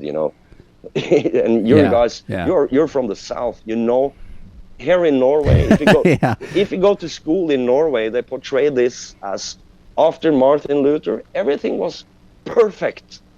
It fucking never was. No. They never tell Norwegians about how fucking hard it was, especially in big cities like LA and New York in the 70s and the 80s. And the racism from the police and the riots. And people don't know shit about it here. I learned about this from watching endless amounts of documentaries on TV, Yeah. So, of course, it's going to bubble up. And then you get igniters like Trump and Biden with his, Alzheimer's and all of this is going to crash really bad unless you get some kind of person who can kind of make it all go away. That's happening. What I've been saying. Just someone sensible, whoever it is, and that's why Hitler won. He wasn't exactly sensible, but he had some answers, regardless of whether they were good ones or not. He was coming forward with some suggestions, and I mean, at least he was to the point. This is what I want to do. Exactly. This is what we're going to do to get there. Are you in on the program? Yeah. Everyone learned from that incident, if you can call it that. and then they've refused to adopt even just the basics of being direct. Our politicians are so evasive, but it's watching American politics here are complete fucking mongoloids as well, of course, but watching that American kind of game back and forth, And what It's really so bad. what is really weird to me, it's probably because I'm from this socialist country, but it's really weird that you only have two parties.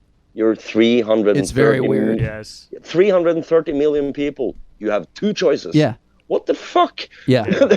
You should have 10, 15. We don't even have that. Yeah. Yeah, we don't even have it. It's basically a uniparty. Yeah, because they're in each other's pockets. We all know this, But it's the worst. This is why I don't vote, because people say, "Well, why don't you vote?" And I say, "Because I don't vote for Christians." Yeah, exactly. There's no point. The whole thing. I don't vote anymore here in Norway either, because it's just complete blindness from all the parties. But at least I think it's fair to the people that in Norway, I think you can choose between about 10, 15 parties in Norway. I think in England you can choose between 12 parties.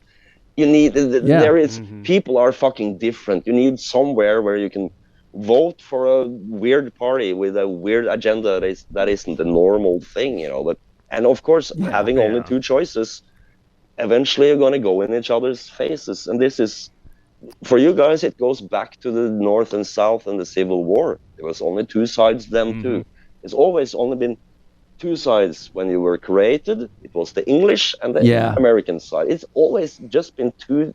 It's weird. It just struck me now. You it's very always true. only had two decisions to make: this one or that, or we shoot you in the middle, kind of thing. Right. We're very binary that way. We've always been. Yeah. Perfect song to lead into for that. Let's do it now. It's Godflesh, Like Rats, Street Cleaner. Sepultura, Necromancer from the classic Bestial Devastation. Morbid, Disgusting Simla from the Swedish death metal demos, CD1. Ivas, Children of the Cathedral World. Emperor, Moon over Karasher from Wrath of the Tyrant. And Godflesh, Like Rats from Street Cleaner. We're here with Svartalv here on the Metalenema. I'm the Undertaker. I'm DJ Slitzkrieg. Thank you again for joining us. Thank you. Hope you enjoyed this episode. This will be part of a series where we've got guests and take a lot of time to just pick their brains and just let them say whatever they want to say. Solve all the world's problems one bullet at a time. Now, IWAS was one of your projects, kind of more of an experimental thing. It sounds like. Is that right? Yeah, that's one of those. That's actually the oldest thing I have going. It's been going since it developed in the 80s. And the guy I was doing this project with is that junkie I talked about, the guy that I grew up with. Wow. That is 25 years older than me. And he died in 2015 from a massive cancer in the lung that grew into his heart. But that's just a sidetrack. But I love industrial music and I love goth music, so I have a couple of outlets like Combat and Ivas to kind of like do that thing, because like we talked about earlier, I don't want to mix this up and suddenly do some industrial stuff in the middle of Nocturnal Breed. It's no point, changing directions. So then stuff like Ivas comes around, and it's just made just to have a nice time on the studio. But it consists of samples that we started to record in the mid-80s. So it's really old stuff. And I have a big box full of cassettes from that time that I haven't, gone through yet. So there's all these sounds, and I have the lyrics from this guy who's dead now. And through the years, I've just been putting it together a little now, a little then. Just to make some industrial gothic kind of sounds, and it's turned into, I think I have about 40 songs, 50 songs, and they go all the way back to 91 approximately. So, but it's never been like properly fully released. I only released a couple of promos myself and stuff, so it's out there. Some of it's a little here and there on YouTube and stuff, and people can find it if they want. And I have mastered all of it, so one day if I find the proper industrial kind of label, I will just release it as a little box thing or something. That'd be very cool. Nice. Not to be confused by the band Ivas from Mexico, which of course back in the days there were no fucking internet, so I had no idea there was an Ivas band starting up in Mexico. I saw that in 2007 or something like that. Yeah. You know, it's really something, because that was something that's another forgotten facet of the early days of the black metal underground, where a lot of the bands had other projects, you know, like that they were kind of tangentially connected to the black metal aura, but not directly. So many bands had side projects where it was like keyboards only, or like maybe dark wave kind of things, and it kind of rounded it out. I mean, even some of the American bands had stuff like that going on. There's always Absolutely. like, oh yeah, there's this project or that project's from this guy. We don't have that anymore. It's kind of like everything's fixed gear, you know. There's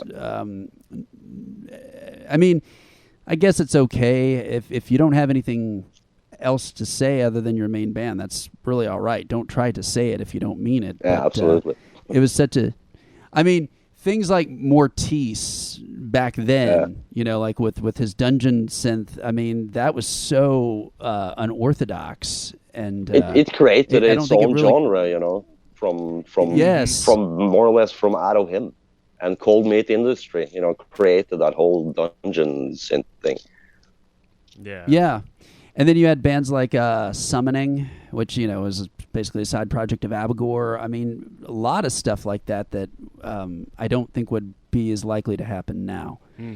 You know, because everybody was very just looking to explore and make music for its own sake. And, you know, because a lot of those projects were really obscure. Only a handful of people had copies of it, whatever, kind of like what you're doing with Iwas, you know. It just exists for itself, you know. Yeah. I think that's the magic. Some of the magic is in that thing, that because none of those bands we talked about now have made a major effort to become a big thing. It was just done like Mortiz, you know, needed a little thing to vent out, and Vun, you know, the other project he had, he just needed to vent something out, and of course he didn't click with the Emperor guys and left there, and he needed, you know, to get his little things out. And I did the same thing with Svartalv, you know, based on that I saw what Mortis could do in the early 90s. I was like, yeah, okay, you can take your name and you can kind of go with it. That's cool.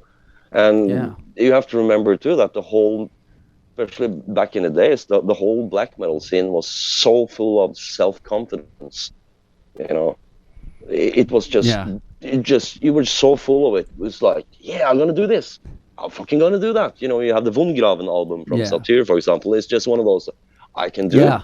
Well, I'm going to do it since I can do it. You know, look what I can do. There's, and it's all done very self-assured and so without any fucking thought of what people are going to say about it, or the critics, or will it get out there? Will it, who the fuck cares? You know, make it. And and it gets so honest when they do it like that, because there is no thought behind it. It's just pure emotion and creative joy that you're, a lot of those albums was made when people were in their early 20s and mid 20s, and it was just like a really fresh, nice feeling that I can actually do this, and, you know, just put it down there and create this whole, it's all that is about creating, you know, atmosphere, creating a little world that is your world that you put out there. And it's a strange phenomenon. You don't see that in,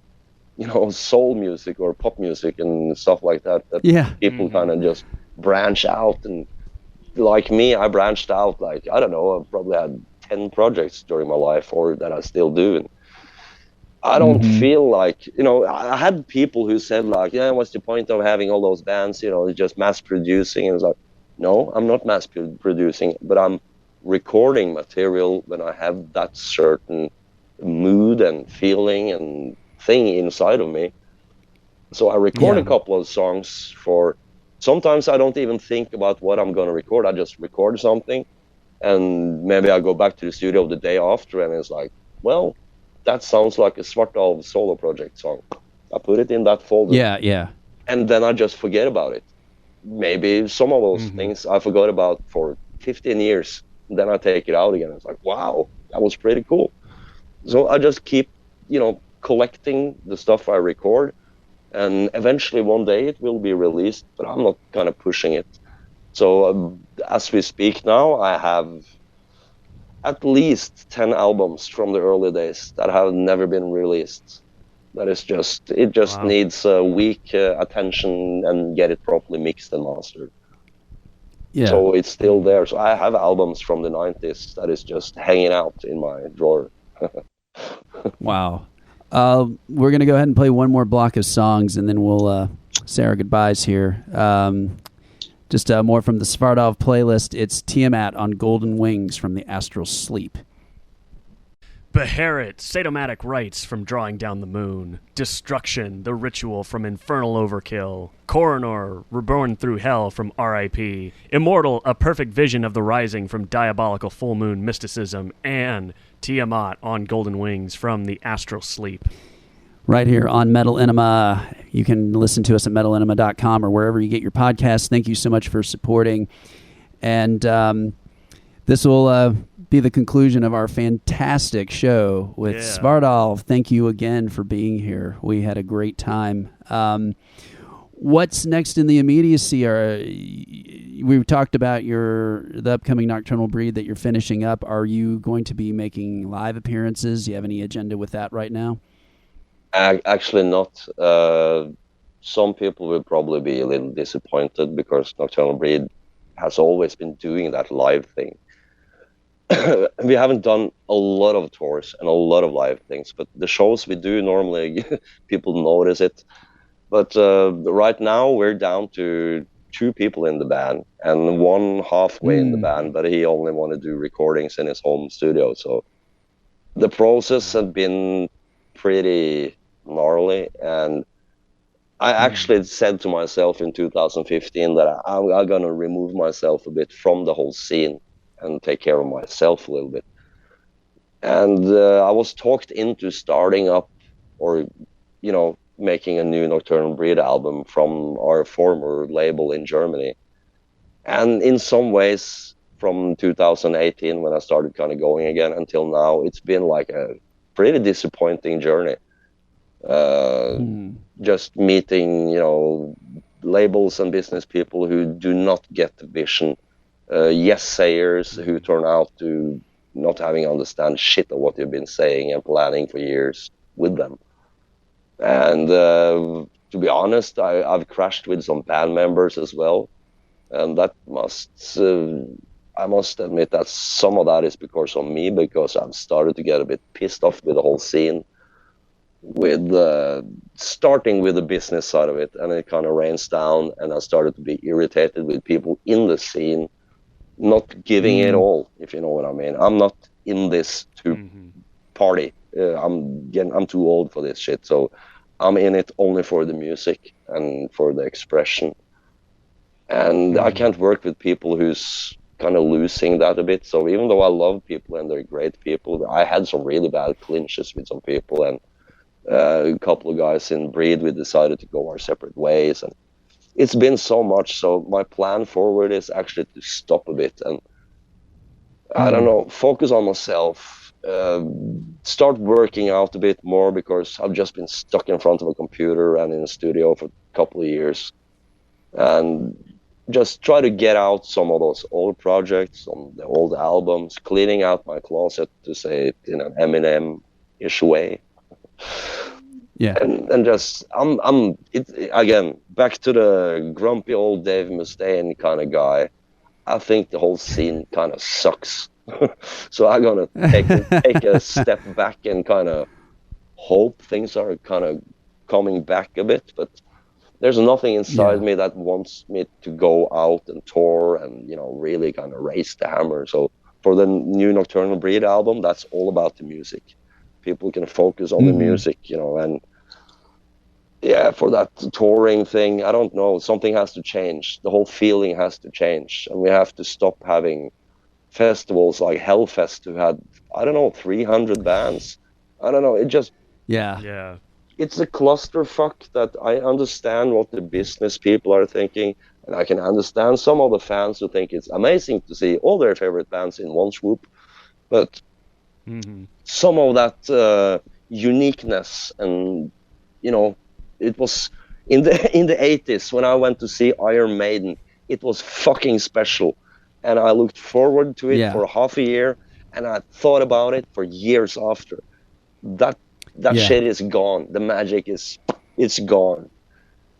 And I want it to kind of come back a little bit. And right now it's hipsters and promoters and companies who's running the extreme metal scene, not the band, meaning it's not about the music anymore, as you can hear in Create and a couple other bands. And I need that to come back a bit. I need someone to fucking pop out of the fucking matrix. Yeah. Yeah. I couldn't agree more. I mean, specialness of metal is at an all-time low. Yeah. I mean, as you know, obviously Nick and I work on our own projects, and we're trying to preserve that idea, but it's harder and harder to come by. Of course, I know your project, and I've been listening to stuff and going through, and like with Trenchant and stuff, there's you have some kind of nerve that I like. There's an honesty, and nice. Coming from America, there's a lot of good bands, but in the scene I am operating in with the extreme metal music, I think sorry to say it, there's a lot of silly American bands. Oh yeah, absolutely. There's a lot of fucking silly bands here in Europe too. Don't get me wrong, but there's some of the bands are very blatantly, obviously, we're gonna go on that, mayhem thing, or we're gonna go on that thing. Yeah, and it just sounds like you guys, like with Transient, you created a thing. Like it has its own feel, it has its own universe. The bell skull and all that stuff. It creates an atmosphere that is original to that thing, and it sounds like it too.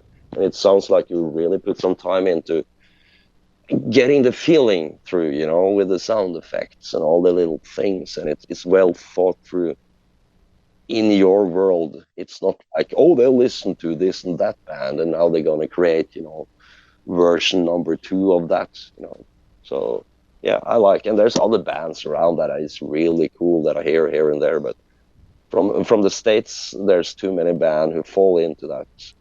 We're going to be the big new thing, and America's too big to everyone can be the big new thing.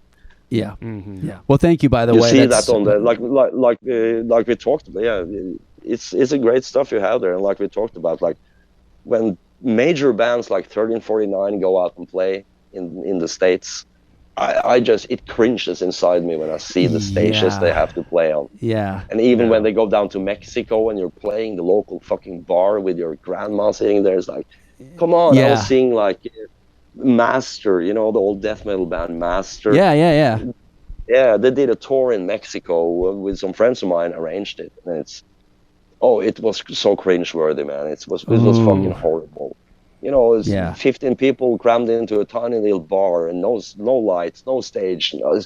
This is a legendary band. Come on. Yeah. If Master plays in Oslo, they're gonna play at the Rockefeller for 2,000 people. Right. And if only 500 people come, they close down the gallery and they put on a hell of a show anyways. Yeah.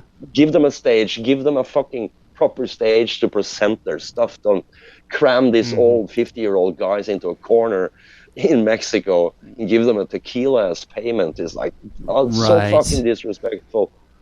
And this happens to all kinds of bands. It's horrible. It destroys old people. When you're 50, 60 years old and you're treated like that after a legendary band, that destroys something. And like we talked about earlier, have a look at Anvil and look at their fucking video. Yeah. And you can see old men being destroyed by that exact thing. They're down there in the Czech Republic crying and arguing with their manager and not getting their 60 euros. And it's like, this is fucking pathetic. Even Anvil deserves a stage to put on their thing. Yeah. So and I agree wholeheartedly, and I gather that's what you're trying to avoid right now, just that proposition. And I've been lucky with Nocturnal Breed. We played a lot of great shows and big shows, and every now there's a little shit show that goes wrong. But but I don't want to. I don't know. I take even though if you only look at Nocturnal Breed, it might look like we are just this party whiskey drinking guys. And first of all, I don't barely drink at all. Can have a whiskey on stage with Breed for the fun of it, and a beer at home. But I haven't been properly fucking drunk in at least 10 years. Of course, everything goes wrong with them. And I have some native blood in me, so I don't do good with hard liquors and stuff. You know what the natives are like with hard liquor. Yeah, but I don't do that. That's fire water for me too. You know, I turn into a bad person. So I just don't do that. But when I go on tour and when I play, I want everything to be as good as possible for the fans and for me and my guys, so we can deliver the best and coolest show to the fans. For me, that's what it's all about. And that's not happening anymore. I know that if I go on a tour now, I'm gonna be the angriest fucking in your face kind of person at every corner, you know, just fucking do it properly, blah blah. I don't want to be that guy. So then I just back off a bit. I've signed up. I did some street fighting MMA kind of thing 20 years ago. So I've signed up for some grappling stuff in my local village, just to get some energy out. I don't want to do, you know, punching and kicking and stuff. I've had just enough punches in my face and heads, but I want to do some grappling and judo and get some energy out, get some hatred out, meet some people who are twice as big as me, who can wipe the floor with me, and they can smack me around a bit, you know, so I can get my aggression out. And like that, you know, in the same vein as, you know, Dave Mustaine, everybody around him should be glad that he's doing his karate and ninjutsu or whatever the fuck he's doing, so he can get some of that Dave Mustaine pissiness out of him, you know. I think I need to do the same thing. So I'm pulling back, and I have some major projects that I'm doing. I can't say a lot about one of them, but I'm involved in making a movie. Oh wow! A proper one, a science fiction movie. And very cool. It's been going on for a year and a half now, and it's majorly, you know, being taken to. The producers are in the States getting financial things going. You know, it's nice. So I'm gonna try to do some writing stuff, but as you know, I've been writing all these lyrics for a ton of bands, but all the time at the side, I'm writing books, you know, scripts, films, stuff that's just been laying around, and I'm gonna try to put that in the forefront a little bit and see if I can, you know, generate something through that and be creative, just in a completely different direction. Excellent. And now you mentioned this to me. This, I guess, one of the last things we'll follow on with. You go by the name Svartalv. That's like you say. That's on your passport and everything. Yeah, it's proper. Yeah, nice. That's amazing. I had to do it. It's weird with these names we have, you know, because the name becomes you. I know there's an English word for that when you become your name. I don't remember what that word is anymore. But you become, you know, Gene Simmons is Gene Simmons. He was a different person once. Far back he was a different person, but now he is Gene Simmons. And that sort of thing it became me. And I was stupid enough to not stupid enough, but I felt I needed to change my name around to do this heavy metal thrash thing with Nocturnal Breed properly. So then I added on that Destroyer thing, which is just a silly name, and you shouldn't put on a name like that, because of course I destroyed everything in my life, more or less. So it becomes you, and Svartalv just became me. People who know me, they probably think that name suits me pretty well, and so one day I just put it in my passport, you know, together with my other name. And it's always been there. People still look strangely at me, but I don't care. I think it's nice to have it in there. It's better than having, you know, Kenneth Destroyer Halvorsen. That would be pretty fucked up. I can't Back have to that. Bone. They don't even allow you to get anywhere near that in the States. The amount of paperwork you have to do. Yeah. Yeah. I thought it was really easy, you know, to do that in the States. I thought it was the easiest thing ever. I thought, no, I mean, you can change your name. It's just, but to have that on your passport and on your official documentation, oh man. I mean, Robin told me on the first time he and I toured together with 1349, he said, I mentioned, I said, it's hard to know which name we should call somebody by, their black metal name or their real name. And he goes, well, he's like, I have it on my passport. He's like, well, you could just do that. Why don't you just put it on your passport? And I thought he was taking the piss. I'm like, what are you talking about? It's like, you can't just fucking do that. And I didn't realize. And then you told me again, and I hadn't thought of that in years. I was like, oh shit, I guess in Norway you really can just do that. You can just be whoever the fuck you want to be because it's fucking Norway. It's free. The one thing you should be able to control is your own fucking name. Seriously. Seriously. You should be. If some people are born into shit families. Maybe you don't want Rothschild as your last name. You should be able to change your name.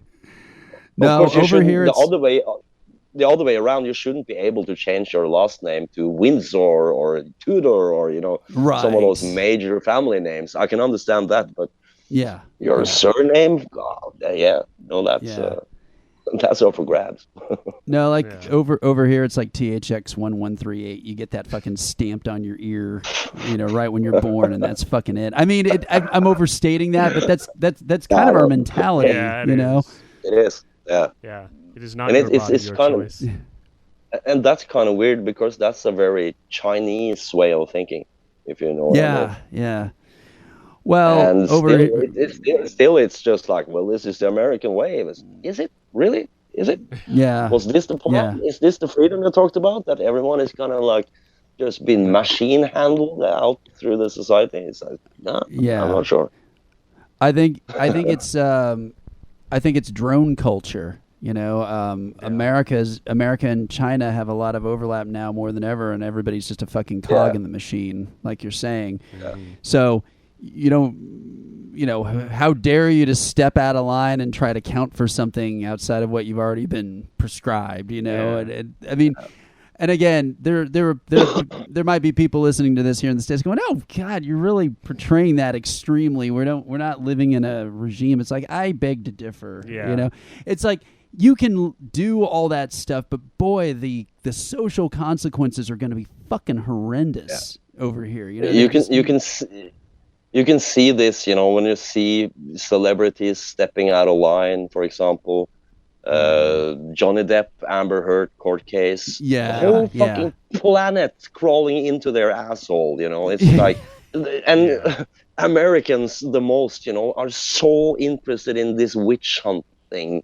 That happens spontaneously here and there and all over. And then on the other side, you have this idolizing, idol worshipping that is like on the same level as Rome, with, here's Justin Bieber. Yeah. Everyone going nuts. 300 million people loving this little Canadian boy who popped out of nowhere and really doesn't do anything but wearing a really bad haircut.